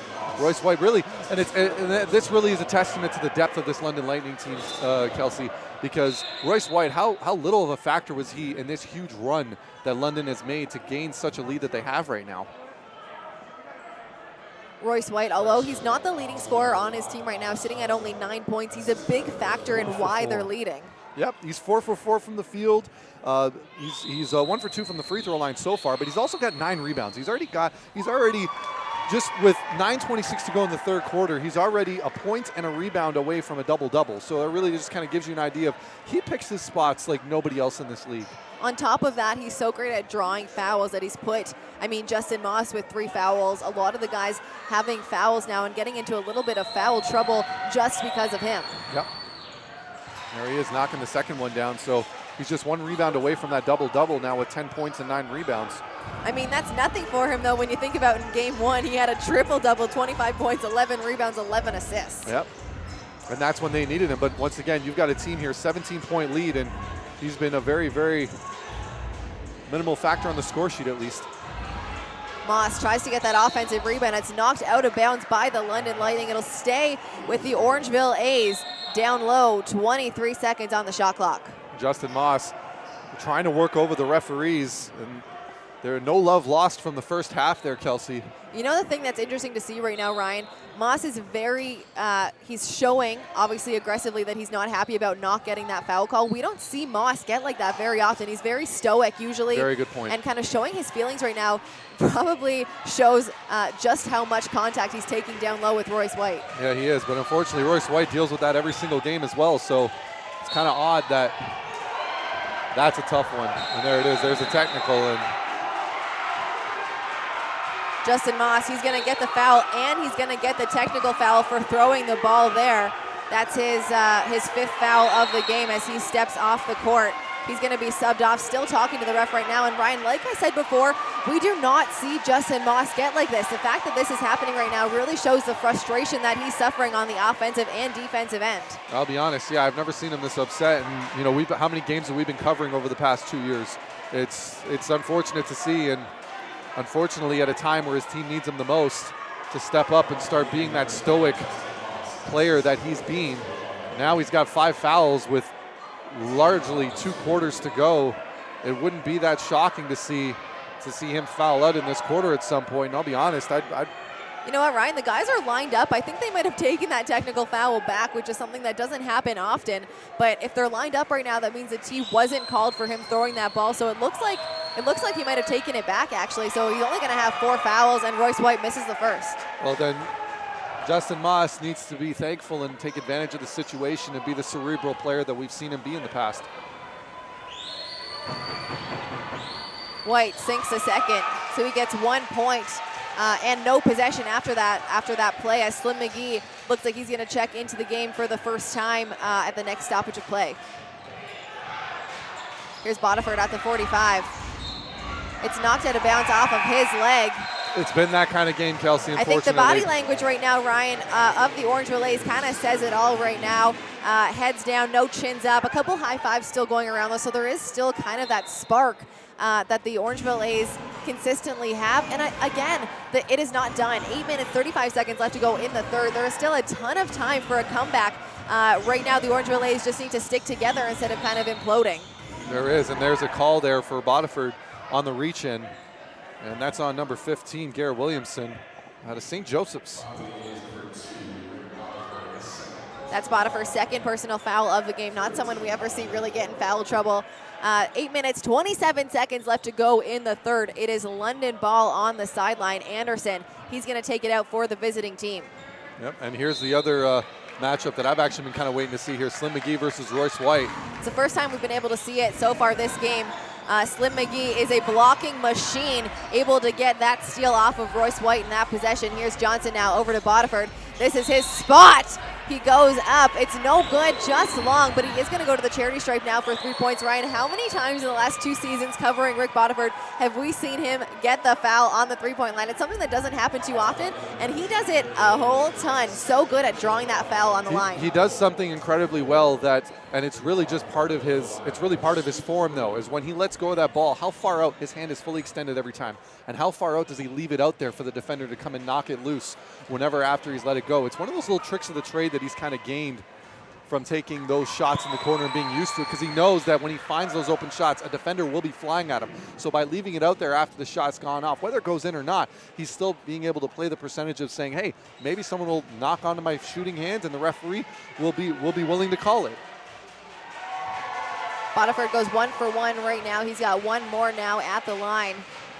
And the reason I say that, Kelsey, is that for anyone that's watching, it's like, okay, what's the big difference between that and anyone else shooting the three in the corner? It's because Bodiford makes a point to stand there and wait for the shot to hit the rim. He doesn't get back on defense yet, or if he sees that it's off, he goes towards the basket, but he'll always stay in set position waiting for the defender to come hit him. 8 minutes, 14 seconds left to go in the third, 65-49. It is not over yet, folks. A couple threes, a couple steals, gets you right back in it. Here's Doug Herring Jr. Drives, finds Royce White way too open underneath, and Rick Bodiford's gonna pick up his third foul. Royce White, he's gonna go to the line for 1. I didn't see the call, Kelsey, to be honest. It just looked like 2 players went up at the same time. Royce White hesitated on the dunk. He kind of jammed it a little bit there, and then when it went in, of course there's going to be contact when he's coming back down because he missed the dunk in the first place. Bodiford called for the foul on the body, not the hands, as White goes to the line for that one shot. 8 minutes, 3 seconds left to go in the third. He doesn't sink it, and Slim Magee picks up a rebound. Here's Johnson now. 17 seconds on the shot clock. Gets it out to Hollis Jefferson, right back to Johnson. They get it to Bodiford. Nice. Bodiford off the back glass. It's no good. He's got to make that shot. It's unfortunate. Excellent ball movement. That's one of those shots, Ryan, that we keep saying, I want to give him half a point for it because it went in, it went out. Joel Friesen on the other end. That one goes fully in, and they take the lead now by 20, 69-49. Unfortunately, that's a side effect of not getting back quick enough on defense, and then when you're back, knowing where everyone's cutting. I mean, London, they're locked in this entire way through. Harris spots up from beyond the three. It's just short. A big rebound there by Royce White. White with a full head of steam gets it out to Friesen. Friesen pump fake over to Anderson. There's no pump faking for Anderson. He tries to go. Slim Magee pulls it down. Here's Alex Superman Johnson. A nice little Euro step off the glass is good. That's a great finish there by Johnson. I think Rondo will appreciate that one. Royce White going up against Slim Magee. Magee's going to be called with the intentional foul, and Royce White puts it in nothing but net. Looking at the bench, tongue out, banging on his chest. What a play and what a momentum swing, Ryan. Yeah, unfortunately though, Slim Magee, we all knew at some point there was a chance of that happening with Magee as aggressive as he is. Unfortunately, the one thing going against him is the fact that he's a very slender guy. He's a shot blocker. He's not exactly a guy that's intent on banging in the post continuously. He wants to make sure that either you're going to get that shot up or he's going to make sure that you're not going to get a clean shot off. But unfortunately, this isn't just any random big. This is arguably I'll say probably for the 8th time now, the MVP of the league, Royce White. And the only Achilles heel right there, the free throws. Yeah, in the last couple games, Ryan, he went 9 for 15 from the line in game 2 and 7 for 9 from the line in the first game tonight. Having an even worse night, it looks like 3 for 7 from the line. And that's a telltale right there. If your best player is shooting 3 of 7 from the free throw line and you're still up by 20, I mean, things are working. Royce White goes up again. Slim Magee going to be called for the foul once again. That's 2 in a row now between Royce White and Slim Magee. Magee going to have to figure out another way to defend Royce White. I'll be honest, he has to. If I was Slim Magee right now, I wouldn't even look at the ball. I'd be facing Royce White every single time that there is a move to the basket, because he has to know that, hey, if I know where my man is at all times, not eliminating him from the option, then use that length to your advantage. And even if he's able to face you up and catch the ball off of one of those kinds of passes, at least you're already faced straight up with him, and you're going to be able to be patient enough to get that shot blocked, or at the very least create a tough shot for Royce White. I think the thing with Slim Magee is you nailed it on the head before. He's a shot blocker, so he plays defense with his hands, and he's so good when he's more athletic than the guy that he's covering. Yep. When it comes to Royce White, though, because he's so big and so strong, you got to start using your body, and you got to start kind of getting in position rather than relying on those long limbs and blocking people, because Royce White is almost too smart of a basketball player to get blocked. And not only that, there's no time to react. That's why you have to keep your eye on him. Great find there, though, by Slim Magee. Speaking of him, excellent assist there to Anthony Harris under the basket. We've seen a few of those work for the Orangeville A's. Let's see if they can try and do that again. Herring Jr. turns the corner on the left-hand side. It's no good. Magee goes up for the rebound. They're fighting now about who is it off. It's going to go off Slim Magee, though. London ball on the baseline as DeQuan Cook checks back into the game for Magee. And now it's all up to Cook to kind of put a stop to Royce White, who's been a beast in this third quarter. The referees got together. One of the referees saying, I saw it clearly. You guys are kind of up in the air about who it went off. I know for sure it went off of Royce White, so it is going to be Orangeville ball now, bringing it up 20 seconds on the shot clock. It's Rico Di Loretto now checked in for the Orangeville A's for the first time this game. Relier Hollis Jefferson goes up, no call there as he comes down. It's a shot he's pretty good at making, Kelsey, but full extension on defense there by Royce White makes it a tougher shot, and that's also the first time he's taken that shot this game. Friesen to Capers. Capers goes up. There's a foul there. And that's a foul, Kelsey, because guys are not able to rotate quick enough and find that last pass under the rim, something that we've seen that London is incredibly comfortable with doing throughout this entire series, is finding that last pass on the inside for the easy layup, and Orangeville has just been caught flat-footed almost every single time. Di Loretto charged with that foul. That's his first of the game, and there's a timeout called by the Orangeville A's, Ryan. Now the coaching staff getting together for this Orangeville A's team right now, drawing something up on their board. I mean, it's only a 20-point game. Really, I know when we say it's only 20, but there's still a ton of time. Still almost 6 minutes left to go in the third, and a whole fourth quarter left to go. What are you drawing up if you're Coach Brandon Lisowski? Well, you're going to have a little bit of luck, but also a lot of focus. I mean, really, the big reason the Orangeville A's were able to make that big comeback in the fourth quarter in the previous game had a lot to do with the fact that guys were settling tough shots.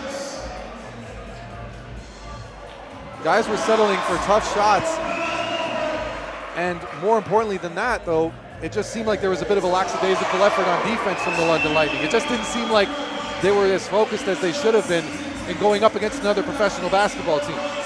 Orangeville is going to, at this point, going to have to try and bank on maybe them falling for that kind of lull again, while at the same time having to play almost perfect basketball. But if I'm Coach Brandon Lisowski, what has worked for me every single time we've went up the floor. Find a big that is able to stay high enough where he knows where to find the guards under the basket. Because when they've made those cuts to the baskets and finished underneath, London has said, we're going to give you those points. We're not going to foul you. We're not going to waste a foul on that. We're going to give you those points. Keep getting those points for as long as you possibly can. Once that's been exhausted, start moving the ball around the perimeter. Guys have to keep moving and cutting because we're seeing a lot of stagnated offense, a lot of pick and roll. They know the pick and roll is coming, so they're creating space. They're not the pick and roll isn't effective when there's nobody guarding up on you. They're just letting you say, hey, or take the shot. There's got to be other ways around that. So there has to be other guys that are moving off the ball besides the pick and roll for them to create those open looks that make them so comfortable and deadly from shooting beyond the three-point line, especially when you have Enrico Di Loretto, Alex Johnson, and Anthony Harris, and Jamison Tipping all on the floor. Guys have to constantly keep moving. You name those 4 names right there, Ryan. All such good shooters from beyond the 3. But when I look at the lineup right now, undersized in Di Loretto, undersized in Alex Johnson, undersized in Jamison Tipping, undersized in Anthony Harris, and again, undersized with Daquan Cook, who's playing 2 positions out of his regular position right now. So, I mean, it's going to be tough, and they're going to have to use it to their advantage with their quickness. Absolutely. You got to play guys straight up and try and go for those steals at this point because you got to create turnovers, double teams and turnovers. Tipping puts it up. That one, no good. Friesen gets it up to White. White over to Johnson, almost loses it, keeps it though in his hands. Here's Friesen now up top. I don't even think Johnson was expecting that pass. Royce White goes up. He's going to have 2 shots at the line, and that foul goes to, like I said, Ryan, the undersized guards that are caught on the switch, guarding him in the paint. You can't have your 1 guarding the 5 on the other team and the best 5 in the league in the paint. This is what's going to happen as Di Loretto checks back out of the game, and it's Bodiford on the court. And there's got to be a way around it. If anything else, as soon as they bring the ball up the half court, I would try and trap them at this point. I mean, what do you really stand to lose by forcing guys to make tough decisions rather than letting them set up into their offense? At some point, Orangeville is going to have to try and do something to try and create these turnovers. And when you're double teaming, you're not just putting your hands up and hoping for the best. You're getting in there and you're forcing these guys to say, hey, if I keep holding onto the ball like this, they're going to take it from me. So I have to make sure that I'm making a right pass and forcing other guys to move. Right now, London's moving the ball at their leisure. Here's Anthony Harris for the Orangeville A's. Drives, goes up, a big block there by Capers. It's going to be called goaltending. Yep. Give Orangeville A's 2 points. Kyle Julius, the coach of the London Lightning, losing his mind on that call. He's jumping up and down, but if he saw what I saw, I'm pretty sure he knows the referee's right. I mean, it literally bounced off the backboard going down towards the net before it got bounced off again. I think Kyle Julius right now arguing that he thinks that Capers kind of jammed it on the backboard on its way up. But I mean, he's also the furthest guy from the rim right now. So we all beg to differ. Marcus Capers, what an athletic move! What a shot! Over 2 defenders, able to put it up and in. Jamison Tipping puts up a 3, a rare miss for him. Royce White picks up the rebound. He's playing the 1 position right now, gets it to Friesen. He's no stranger to that, though. Johnson puts it up, no good. Bodiford with the rebound. There it is now. You're kind of sensing this lull now. If your opponent is settling for mid-range jumpers when they have a lead like this, you got to make these possessions count now. Bodiford, the beautiful pass, able to get it back, puts up the 3. It's no good. Off of Royce White. It is Orangeville ball now on the baseline. A good fight there from Daquan Cook. 4 minutes, 10 seconds left to go in the third. 78-55, Orangeville trailing the London Lightning. You got to love Rick Bodiford's effort, but at the same time, he's got to be able to make sure to understand when he's got a hand in his face like that and he hasn't been feeling it all night, you got to try and look for the better option. This is the kind of play that I like. You get the switch because you know that this team is switching everything. Now you've got Daquan Cook being guarded by Kyle Johnson. Give it into him. Although, you know, a 3-point by Jamison Tipping is not so bad either. But Daquan Cook fighting for, I'd say, about 5-7 seconds underneath with Kyle Johnson on him. You got to get it in. You got to get the fouls. You got to put it into the only mismatch that you're ever going to get in this game with this lineup. Absolutely. Well said. Royce White, the spin move, goes up and under, finger rolls, good. Once again, there's no one there to help him, though. Royce White has been feasting off of these one-on-one matchups so far in this second half. And when I look at the bench right now for the Orangeville A's, Ryan, I see 4 bigs. Yep. Jamison Tipping, back-to-back trays, give him 6 points in 12 seconds. We'll see if Jamison Tipping now, can he keep it going? But he's now going to have to work even harder now. That defense has kind of sagged off him a little bit, but of course, who's right there for the response? It's Royce White. That's his 4th and 1 right now, Ryan, of the game. It goes in. He's going to go to the line for one more. And this is what we talked about before. Daquan Cook cannot do this himself, especially playing out of position. Nobody was there. There were 0 white jerseys there to help him out. And you can't afford that, because you understand now what the referees are calling. You've played 3.5 quarters, or excuse me, sorry, you've played 2.5 quarters up until this point. You know exactly what. Well, you have a general idea of what's going to be a foul and what isn't. A guy like Royce White, as soon as he has the basketball, I'm trapping him. I'm sorry, Kelsey, but I'm trapping him. I can live with guys going off on the perimeter and lackadaisically shooting it, but that would also mean that you got to put 2 bigs on. You got to have a Slim Magee and a Justin Moss, or a Justin Moss and a Daquan Cook, and that way you can go with the 1 point guard kind of. You can have either Johnson or Harris and not both, but put 2 bigs on to stop this load of Royce White down low. Well, they got away with one there. Here we go. Alex Johnson coming back the other way for the Orangeville A's. 2 minutes, 40 seconds left to go in the 3rd. He's up top. This is a mismatch I don't mind either. He goes off the backboard, but it's no good. He's got to commit to that attack, though. He was expecting some physicality.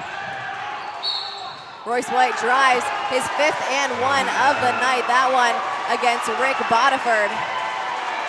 He's going to go to the line one more time.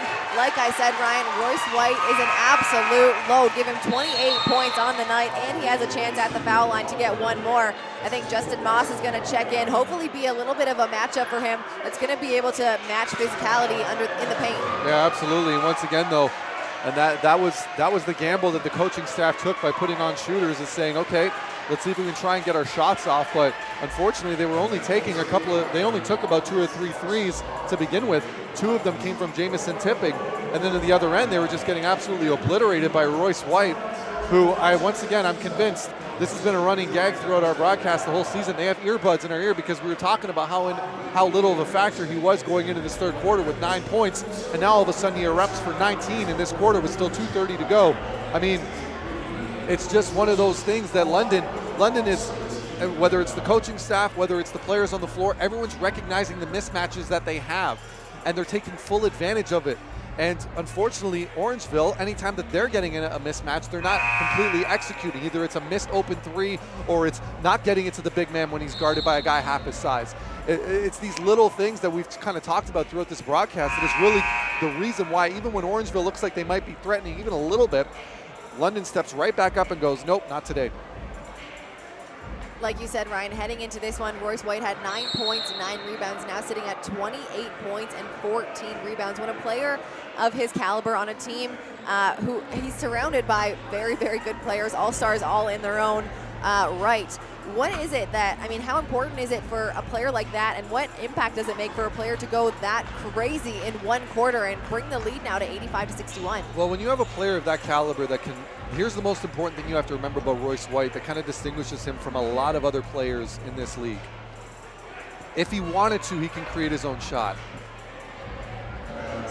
The Orangeville A's, Ryan, have put on 2 bigs. Oh, there we go. Does the coaching staff also have those buds in their ears that the players must have listening to us? But once again, Royce White, as I was saying just briefly, is that this is a guy that can create his own shot in a way that most other players in this league can't. Like, it's either they got to work off a screen or they got to consistently they can't. But if you keep giving the balls, there's Rick Bodiford with a great finish. A guy like Royce White, who's had as many and ones as he's had off these mismatches, it's a sight to behold. Rick Bodiford now at 6 points, and I like this lineup, Brian.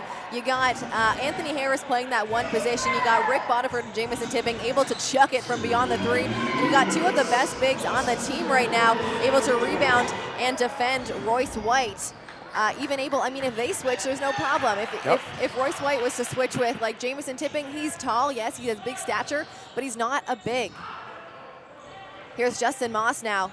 Pulls up for the mid-range. That one, nothing but net. And see what happens when Royce White, he's got to worry about 2 different bigs in the paint. It gives him it gives Justin Moss or Slim Magee a little bit of extra room to work with. So they have to stop now. Here's Royce White, hands it to Johnson. Johnson finds himself in the corner, gets it over to White. 9 seconds on the shot clock. He swings it in the hands of Williamson now. Going between 2 bigs, it's blocked.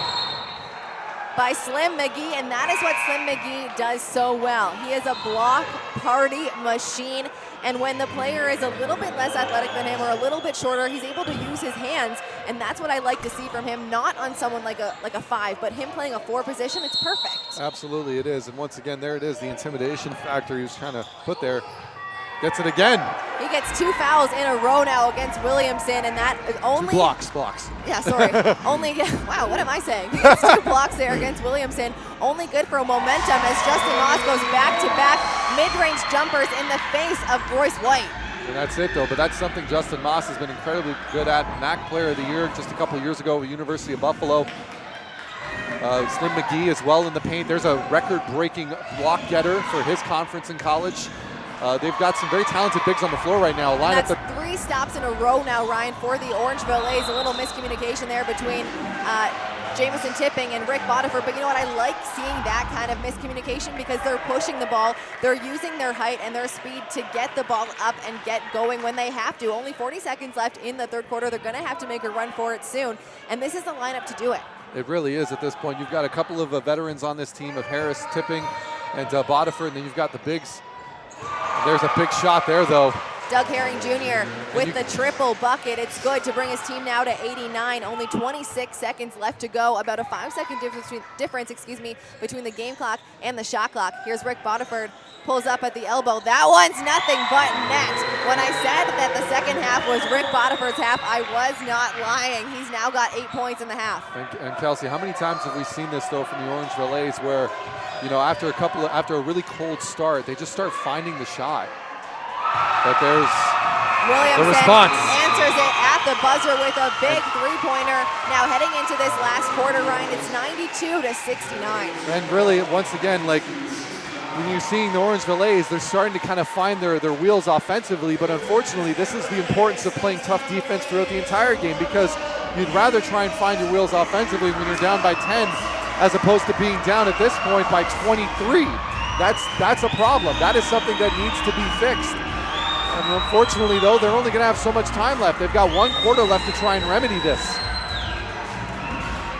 All right, guys, we're heading into the final quarter. We're going to let you go have a drink, grab a quick snack, and make sure you don't miss a second of 4th quarter action. And, of course, Ryan, if you're a big NBL fan and you're watching this game, wondering how the other playoff game went over on the East Coast, the Island Storm took it 102-96 over the St. John Riptide. We'll be right back.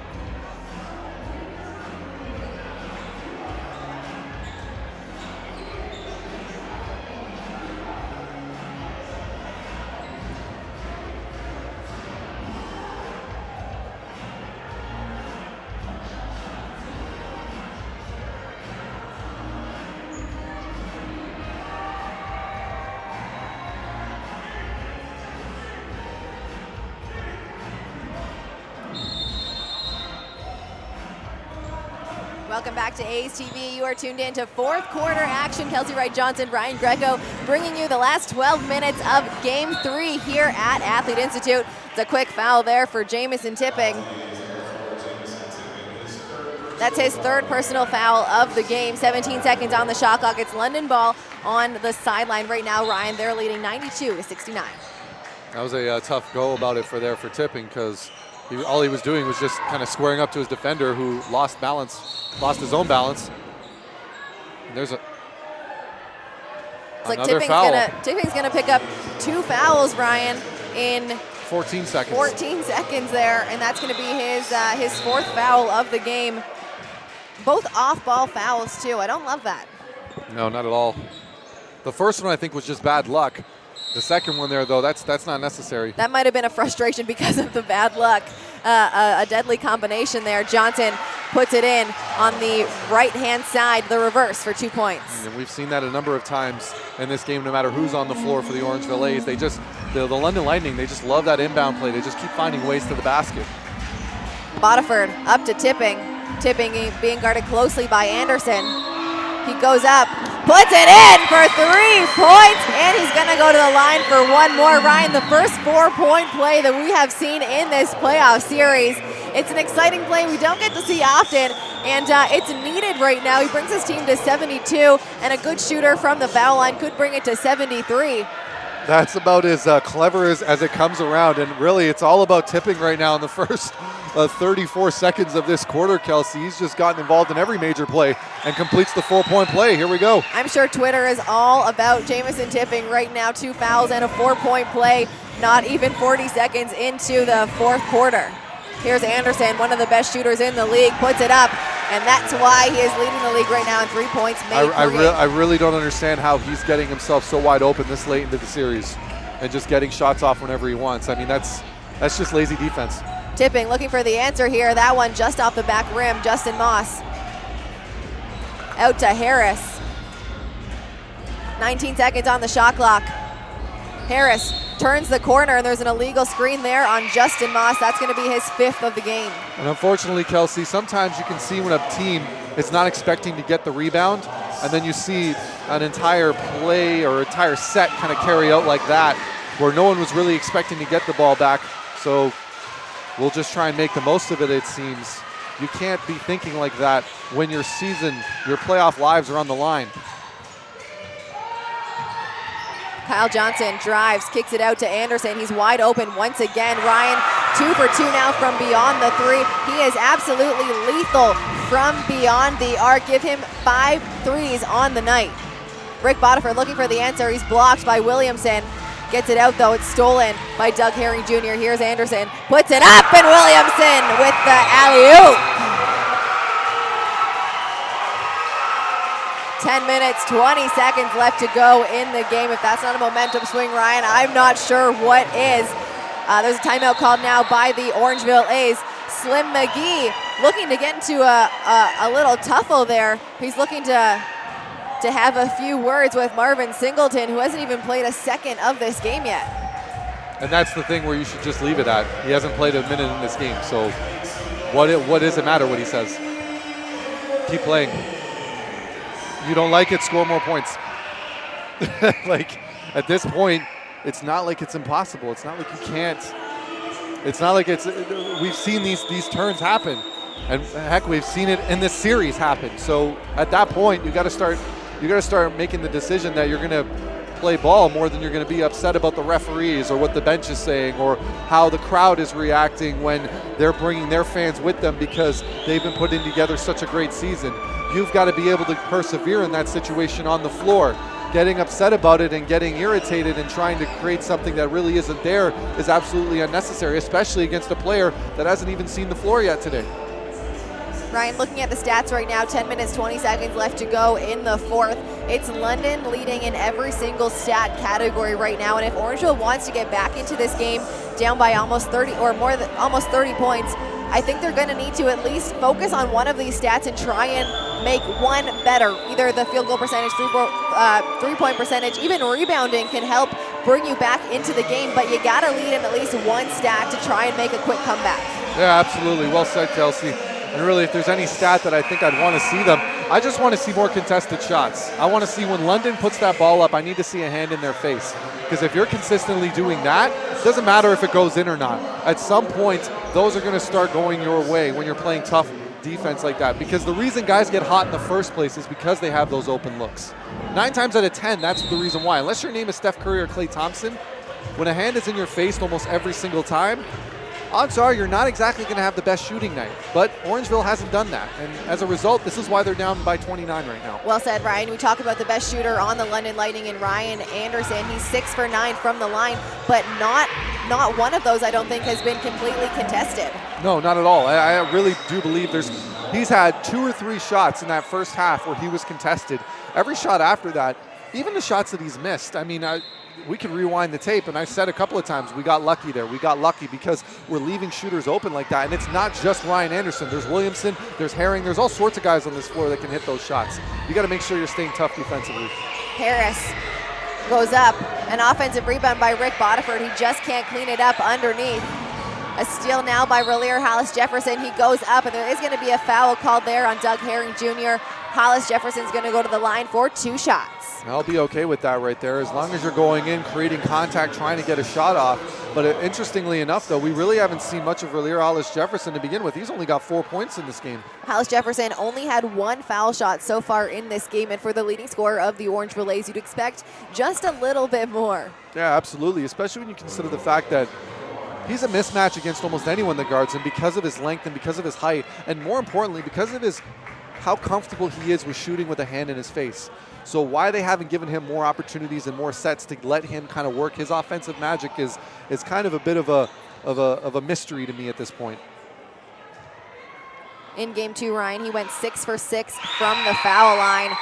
Right now, shooting 50% on this game, 1-1. He also went 1 for 2, so he only had 2 foul shots in game 1, and that really showed, though, because the score again was 117 to 87 as he misses the second. Yep. Here's Williamson now for the London Lightning. A nice little Euro step, gets it out to White. He redrives, kicks it. Here's Anderson now up top, 12 seconds on the shot clock.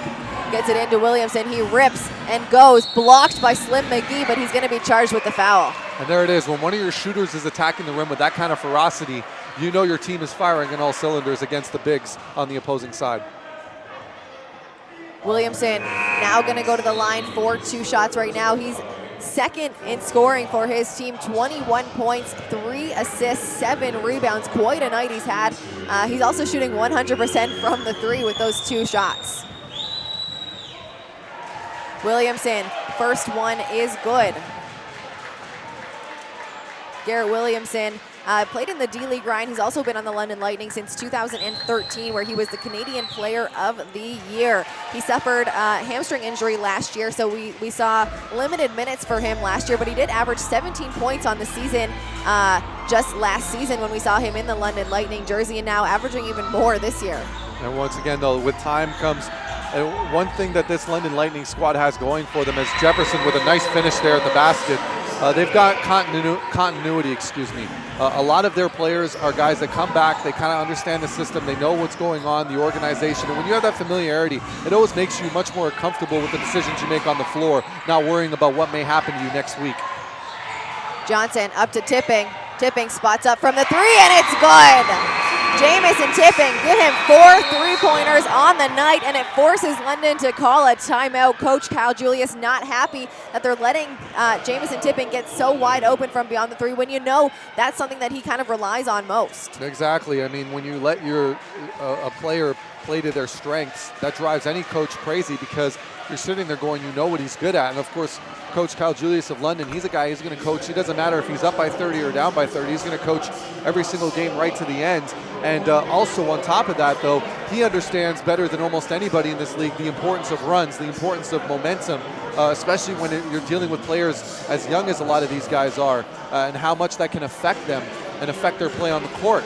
So calling this timeout right now, although a lot of people say, hey, what's the big deal? It's a 25-point lead. Well, we've seen, like we've said before, we've seen leads evaporate, and he's making sure that he's killing any kind of momentum that the Orangeville A's could possibly get up until this point. Well said, Ryan. I think that's exactly what the timeout was called for. Just the Orangeville A's saw a glimmer of hope, I'd say, with Jamison Tipping shooting from the 3-point line. Kyle Julius stealing that away quickly at 8 minutes, 51 seconds left to go in the game. It's 104 to 79. And this is actually a new lineup that we haven't seen yet. It's Slim Magee and Relier Hollis Jefferson, as well as Jamison Tipping, Rick Bodiford, and Alex Johnson.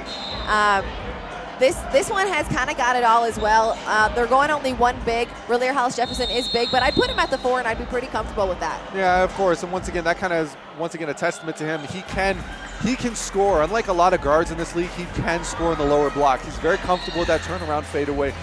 He's played against some of the best players in the world. I mean, his older brother plays for the Brooklyn Nets for that matter. I mean, this is a guy that knows how to get tough shots off of very, very strong defenders. And him in the lower block is not a bad thing. Doug Herring Jr. out to Williamson. 9 seconds on the shot clock. Williamson over to White.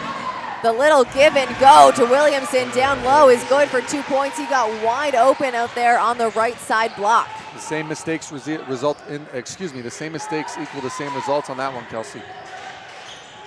Here's Bodiford. Finds himself open. I like that. I like that shot. That one is good, and you can tell as soon as he released it, that one was rolling in. Not just that, Kelsey. That jab step that he created actually centered himself so nicely towards the basket.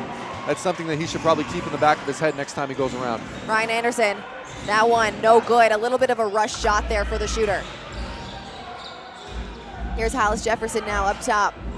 Hands off to Bodiford. Can he do it twice in a row? It's good! There it is. Now there's that shot. Kelsey, let's talk about this really quickly with Rick Bodiford, because anytime that you see him give himself a little bit of space between himself and the three-point line, because he'll always lean forward with that right foot.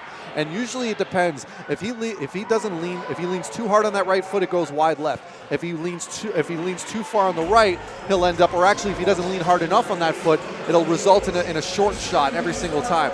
But when he's able to kind of find that step and the defenders give him enough time to do it, and he releases almost every single time, it's money. So that's something that you're starting to see him kind of get that feeling now where the game is slowing down for him a little bit, if you will. And that is so important in these situations where finding the game and kind of slowing it down and understanding what is it that I do best? What are the moments that give me the most strength to be able to hit those kind of shots are so important. Now Bodiford going into the half had 0 points on the night, Ryan. Yes. He is now the second leading scorer on this roster for this game. 14 points, 3 rebounds, 4 assists. Yep, and once again though, how many times have we seen that this season where a lot of these Orangeville A's players, they'll have a rough start statistically to these games, not shooting well or not choosing the right shots. But then as time goes on and they start realizing, hey, we're just playing basketball, this is the mentality that they need to be able to bring to themselves every single game, whether it's later on in the series or next season. Because these are the ways that you're going to be a successful franchise, and you specifically yourself are going to be a successful professional basketball player. You've got to get into this mode right away. The mode these guys are in right now, we got to see this 2-3 quarters earlier so that they're going to give themselves a chance to be competitive the whole way through and victorious. 7 minutes, 48 seconds left to go in the game, 106-85. Doug Herring Jr. bringing it up, being guarded closely by Rick Bodiford, who is the star of the second half for the Orangeville A's. Gets it over to White. White walks his way in, speeds it up once he gets to the paint. It's no good, but Williamson will clean it up for 2 points. Slim Magee did his job. He created a tough shot for Royce White, but who was there to pick up the rebound? That's also the problem, Ryan, where they take the second big off. You got to have a 4 and a 5. Relaire Hollis Jefferson, he's a 3, really. He's a 2 or a 3. Here he is now at the elbow. A nice little spin move, gets him to the lane, it's good! And there's a foul called on Garrett Williamson. Relaire Hollis Jefferson will go to the line once again. What a move by the veteran A. And there it is, Relaire Hollis Jefferson maybe coming into his own and having a final quarter here for himself. And it looks like the team, though, is starting to kind of drift towards him, though, if they need a tough shot off. But one thing I don't want to see them is just giving him the ball just anywhere. Find him in one of his hot zones. Find him in a place where he's very comfortable to get the basketball and go to the basket and take a confident shot. Don't just give it to him anywhere on the end or in the post or when there's a bunch of guys around him. Be smart with when you get him the ball. Well said right now. Relaire Hollis Jefferson sitting at 7 points, 5 rebounds, 4 assists. Royce White blocks himself on the rim. The fans for Orangeville kind of go crazy on that one. He pulls it back out though, 5 seconds. Or it says 5 seconds on the shot clock, but it was reset a little bit late there. They've got 20 now on the shot clock. Here's Doug Herring Jr. resetting. Passes it right into the hands of the referee. He was looking for Ryan Anderson to cut. Ryan Anderson kind of backed up to the three-point lines. Out of bounds, Orangeville ball on the baseline. I'm going to say right now, Kelsey, Slim Magee needs to start watching Royce White, not the basketball, because he got shifted incredibly hard on that cut to the basket. Royce White was the only reason Royce White didn't score that basket there. Here's Rick Bodiford. Tries to turn the corner, gets it up to Johnson. 9 seconds on the shot clock. Johnson, what a crossover, just rims out. That kind of season. Doug Herring Jr. now for the London Lightning. Comes off the screen from White. There's an offensive foul there. A legal screen on Royce White. You could actually see that was coming before they even turned the screen, because Rick Bodiford and Royce White were kind of fighting with each other, hand checks, and as soon as he turned the corner, you could see Royce White still kind of being physical there with Rick Bodiford, resulting in the foul, and now he's on the bench. If there's ever a lineup right now, Ryan, the Orangeville A's can make a run, I do it now. 6 minutes left to go in the fourth. Royce White on the bench. These are the guys now that you're a little more evenly matched up with when it comes to size. Yep. Fortunately, guys are cutting out at the same time. We're there. Hollis Jefferson for 2. And that's a spot, though, and he knows he's not going to get too much stiff resistance up in that part of the floor, but luckily for him, that's a shot that he loves to take. He's got to take advantage of that every chance he gets. That's a beautiful shot there by Relier Hollis Jefferson. On the other end, Rick Bodiford, he's going to be called with the foul. 5 minutes, 41 seconds left to go in the game, and that's Bodiford's 4th foul. Unfortunately, Rick Bodiford's got to understand the moment and the situation around him, because even if he fights through that screen, there's really nowhere to get that shot off. Relier Hollis Jefferson was there to step up and be ready to contest the shot. Anderson over to Williamson. Williamson, a little hesitation on Slim Magee, gets it out to Herring. 2 seconds on the shot clock, he puts it up. That one touches the rim, it's no good though. And Relier Hollis Jefferson grabs the defensive rebound. That's some excellent defense. Rick Bodiford in his spot in the corner, puts it up, and it's good for 3. There it is, Rick Bodiford. And there's an intentional foul there against Slim Magee, throwing Joel Friesen to the ground. Joel Friesen's teammates holding him back, and I'm sure they're saying, man, look at the scoreboard, like, don't risk it right now. And Relier Hollis Jefferson telling Slim Magee to use his head. You can see him pointing at his head right now. It's 108 to 93, Ryan. It is still in grasp with 5 minutes left to go as Slim Magee picks up the intentional foul. This is the closest you've been since the second quarter. This is not the time to start fouling people and getting, like, there's no excuse for it, Kelsey. You've got to. It's playoff basketball. Are you trying to win, or are you trying to prove that you're tough? Like, you got to know that there's situations here, understanding the moments. And I'm sure that once Magee has a chance to calm down and relook at that tape, he's going to understand. He's going to learn. This is going to be a learning experience for him. Of that, I have no doubt, because he is that kind of a player. He is a guy who's about bettering himself, and I know that he knows he made a mental mistake there. And he's going to be a better player for it and a better person after the fact. But unfortunately, that's just a tough foul to get right now. When you're just trying to get the momentum going, you still have enough time to go back. Justin Moss, he's going to sub into the game for Slim Magee.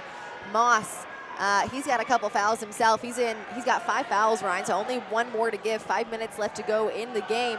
And Moss is a body that you want on the floor right now if Royce White is on. However, Royce White sitting on the bench right now. So Moss has the opportunity now to score a couple buckets as he's got the advantage in the paint. Yes, he does, absolutely. And really to build on that, Kelsey, this is a guy as well, even if he faces up his defender, it just really seems like London, the fatigue is starting to set in a little bit, where guys are not going to be as close to you when you're letting off those jump shots. And this is something that the Orangeville A's, even though it's not a pretty way of scoring buckets, they're a very, very consistent team shooting from the mid-range when they're comfortable. Well said, Ryan. And now it's going to be Joel Friesen at the line, and I think Slim Magee is actually going to be thrown out of the game for that one, Ryan, as he's walking off with one of his coaches after the referees have talked to head coach Brandon Lasowski, and I think the London fans happy about that one. Slim Magee waving to the fans on the Orangeville side. He is one of the fan favorites, does so much in the community and with the kids. I mean, it's tough for him to go out that way. Absolutely, and once again, I think I've said everything I needed to say about that specific situation, and you know, you just got to learn from it, and be better next time. Friesen knocks down both, and it's going to be London ball now on the sideline. 5 minutes left to go, 110 to 93. Joel Friesen goes from the foul line to out of bounds. He's going to bring it in for this visiting team. He gets it into Doug Herring Jr. Alex Johnson guarding him closely. Johnson not taking 1 second off. He is a hustle and heart kind of guy, heading to Hong Kong after this season to play, which is pretty exciting for him. Joel Friesen looks to turn the corner. Relier Hollis Jefferson will pick up the foul. And he's getting all that money in China. Good for him. Fantastic to hear. And what a beautiful city Hong Kong is, too, on top of that. Joel Friesen's going to go to the line for 2 more. Friesen, he shot a few from the line tonight. That was his first time at the line. Right before that, he went 100%, got 2 more now. He's actually a BC native, Ryan. Played for the Alberta Golden Bears as well as Fraser Valley. So a couple different provinces there represented in his roster. He played for the Niagara River Lions as well as Team Canada in 2011 at the World University Games. Well, Kelsey, he's just another example of the talent that's coming out of this country in the past 10 years or so. I mean, these are guys that they've been around the way, and you may not hear much about them, but here they are showing, improving, contributing, and being major factors in their teams and teams that are challenging for titles at the professional level, and that's really just a testament to the level of basketball here in this country. Under 5 minutes left to go now in the game. Justin Moss, that's going to be his, I think, 6th foul, Ryan, on the offensive. Garrett Williamson plants his feet. I think a tiny bit of an acting job, but you kind of got to do that when you're taking a charge a little bit. So Justin Moss is out of the game. They're 2 bigs now, Ryan, and Slim Magee and Justin Moss out of the game. So I think Corbin Thomas is going to check into the game for the Orangeville A's. Yep, that's a smart move there, though, by the defender in that situation.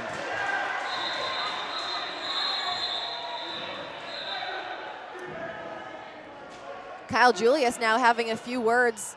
I don't even know who he's yelling at, but he's yelling kind of he's yelling at the other coach. The referee now, Ryan, is holding the coaches back from each other, having a few words with each other before the game is ending. 2 referees between 2 coaches. And now, I mean, this is a professional basketball league, Ryan, but that shows just how frustrating it is for the entire organization and I mean, these 2 teams, Ryan, have played each other 12 times throughout the season. They have, absolutely. And once again, these are, tensions run high when you're, this is their livelihood. People forget that. I mean, you say, oh, man's losing his mind or whatever. But at the end of the day, you got to understand, like, these guys, this is what they do.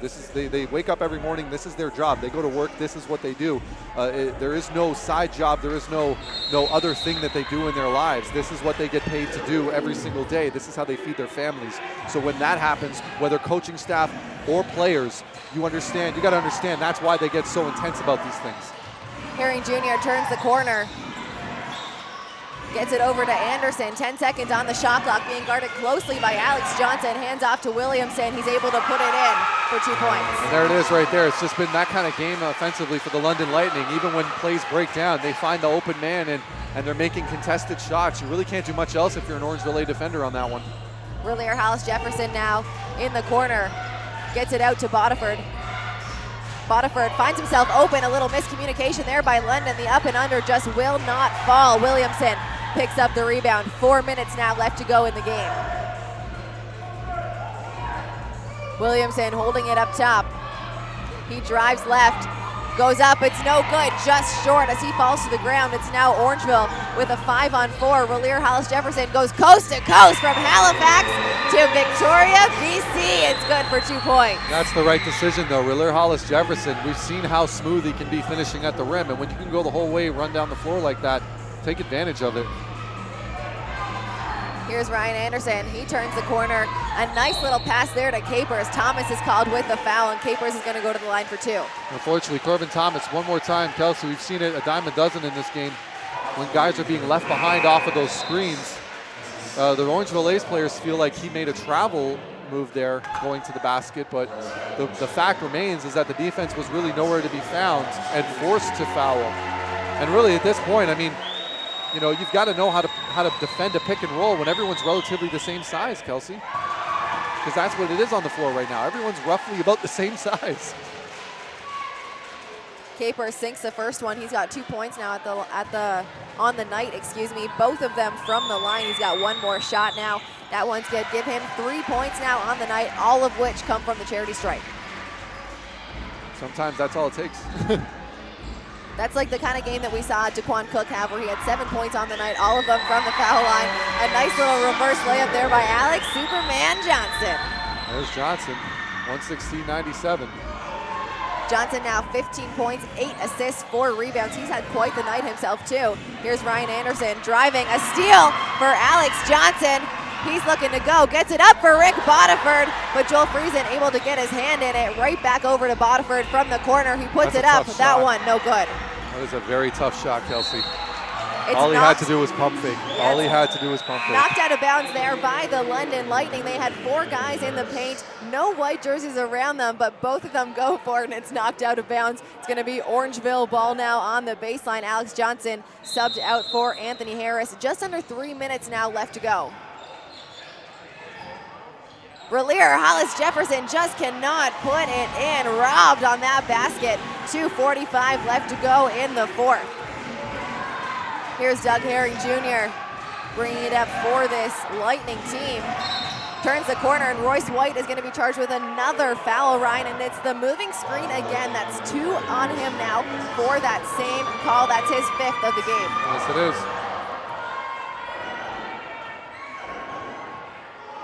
2 minutes, 35 seconds left to go. 116-97. London Lightning in the bonus, and it's Orangeville ball coming up the other way. Here's Anthony Harris, just subbed in for the home team, gets it over to Thomas. Thomas, a nice spurt of energy, puts it off the glass. It's no good though, and Royce White picks up the board. White now walking himself up, gets it over to Anderson. Harris guarding him closely. Anderson, a little hesitation, gets it over to Capers, swings it to Friesen. Royce White now going against Thomas. Thomas holding his own there, but there is going to be a foul. I think that one is going to go to Relier Hollis Jefferson on the reach. Yeah, unfortunately, Jefferson got caught there. Went for the ball, but got nothing but arm. That's Hollis Jefferson's 3rd foul of the game, and it puts Royce White on the line for his 15th and 16th foul shot this game. He's gone 9 for 14 so far on the night, 29 points, 4 assists, and 18 rebounds, Ryan, so 29 and 18 on the night. What a night for the leader of the London Lightning, Royce White. And again, we were talking about him having such a slow start, Ryan, but he really came alive in that second half. And I'm going to say the same thing for Rick Bodiford. Had quite the second half here, right now sitting at 17 points, 4 rebounds, and 3 assists. Capers pulls down the board. Doug Herring Jr. Joel Friesen. Anderson now at the 45. He's not going to come off the screen from Royce White again after 2 consecutive fouls. Royce White goes up. It's a little bit of a block there on Relier Hollis Jefferson. Now Bodiford on the open court, gets past the defenders. Blocked though by Capers, tipping from the 3. That one just short. That's unfortunate. Under a minute and a half now left to go. Royce White really just jogging up the court. Just cannot get it to fall. Harris pulls down that rebound. Here's Relier Hollis Jefferson now. Gets it to Tipping. Tipping drives over to Bodiford. He puts it up from the 3, and it's good. There's a great find there by Tipping. Gets the defense to kind of come in and pay a little bit more closer attention to him before throwing it out to the open 3. Bodiford now 4 3-pointers in the second half. Give him 20 points in the second half, Ryan. Now under a minute of play left to go. It's only a 17-point game. Here's Doug Herring Jr. Taking his time, 5 seconds on the shot clock. He turns the corner, and it's going to be a foul there on Rick Bodiford as both of them hit the floor. Some valiant defense there by Rick Bodiford. Unfortunately, though, when you allow your the ball handler to eat off that much time off of the shot clock, you're not really giving yourself a chance to really go on a run here. And as a result of that, Herring Jr. really could ice this game right now with these free throws. If you're going to try and get a transition 3 like that, you got to get into a full court press or something to force the ball. You can't allow your opponents to just bring the ball up the floor like that. That's if you have any inclination of trying to get a run going. Unfortunately, Orangeville didn't really do that, and as a result, they just waited till the end. There was a foul, and now London's going to get a chance to extend their lead with 47 seconds remaining here in the final quarter.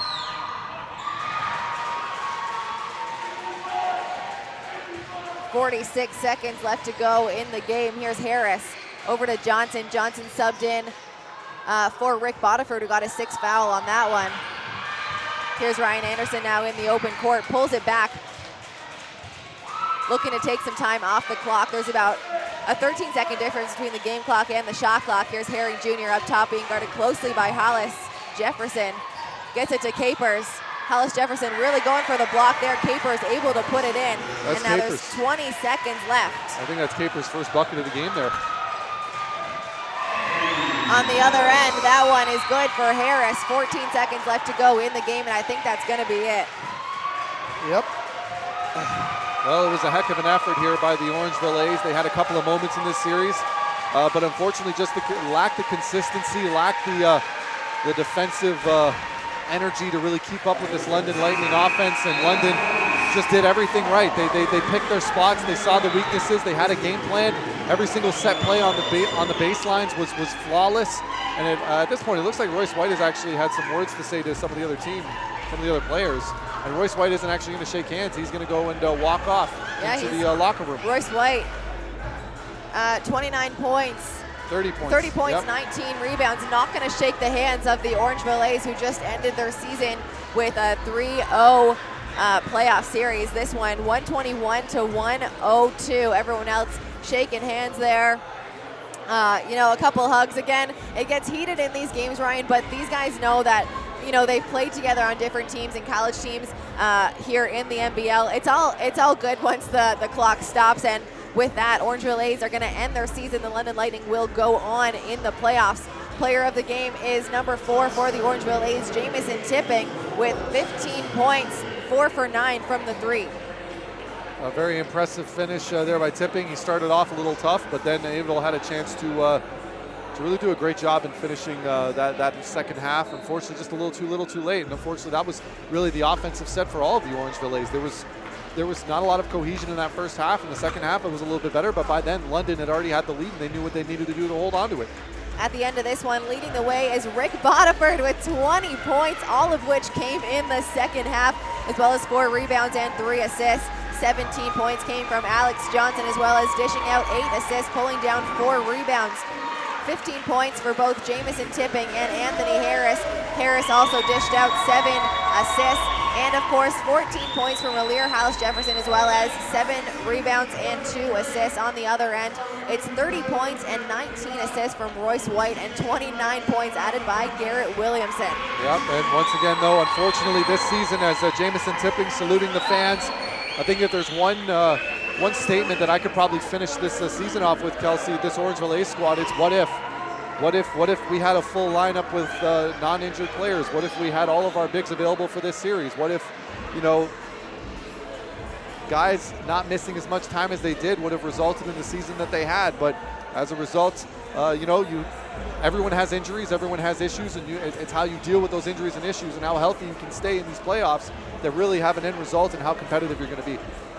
All right, guys, at the end of this one, again, it's 121 to 102. London takes the 3-0 run in this playoff series. Kelsey Wright, Ryan Greco checking out for the last time this 2016-17 season. Make sure you stay tuned in the playoff action, because it is going to be an exciting run for the finals, and we'll be back next season. Yes, see you then. Exactly. Can't wait. Looking forward to it, and we'll talk to you soon. All right, take care.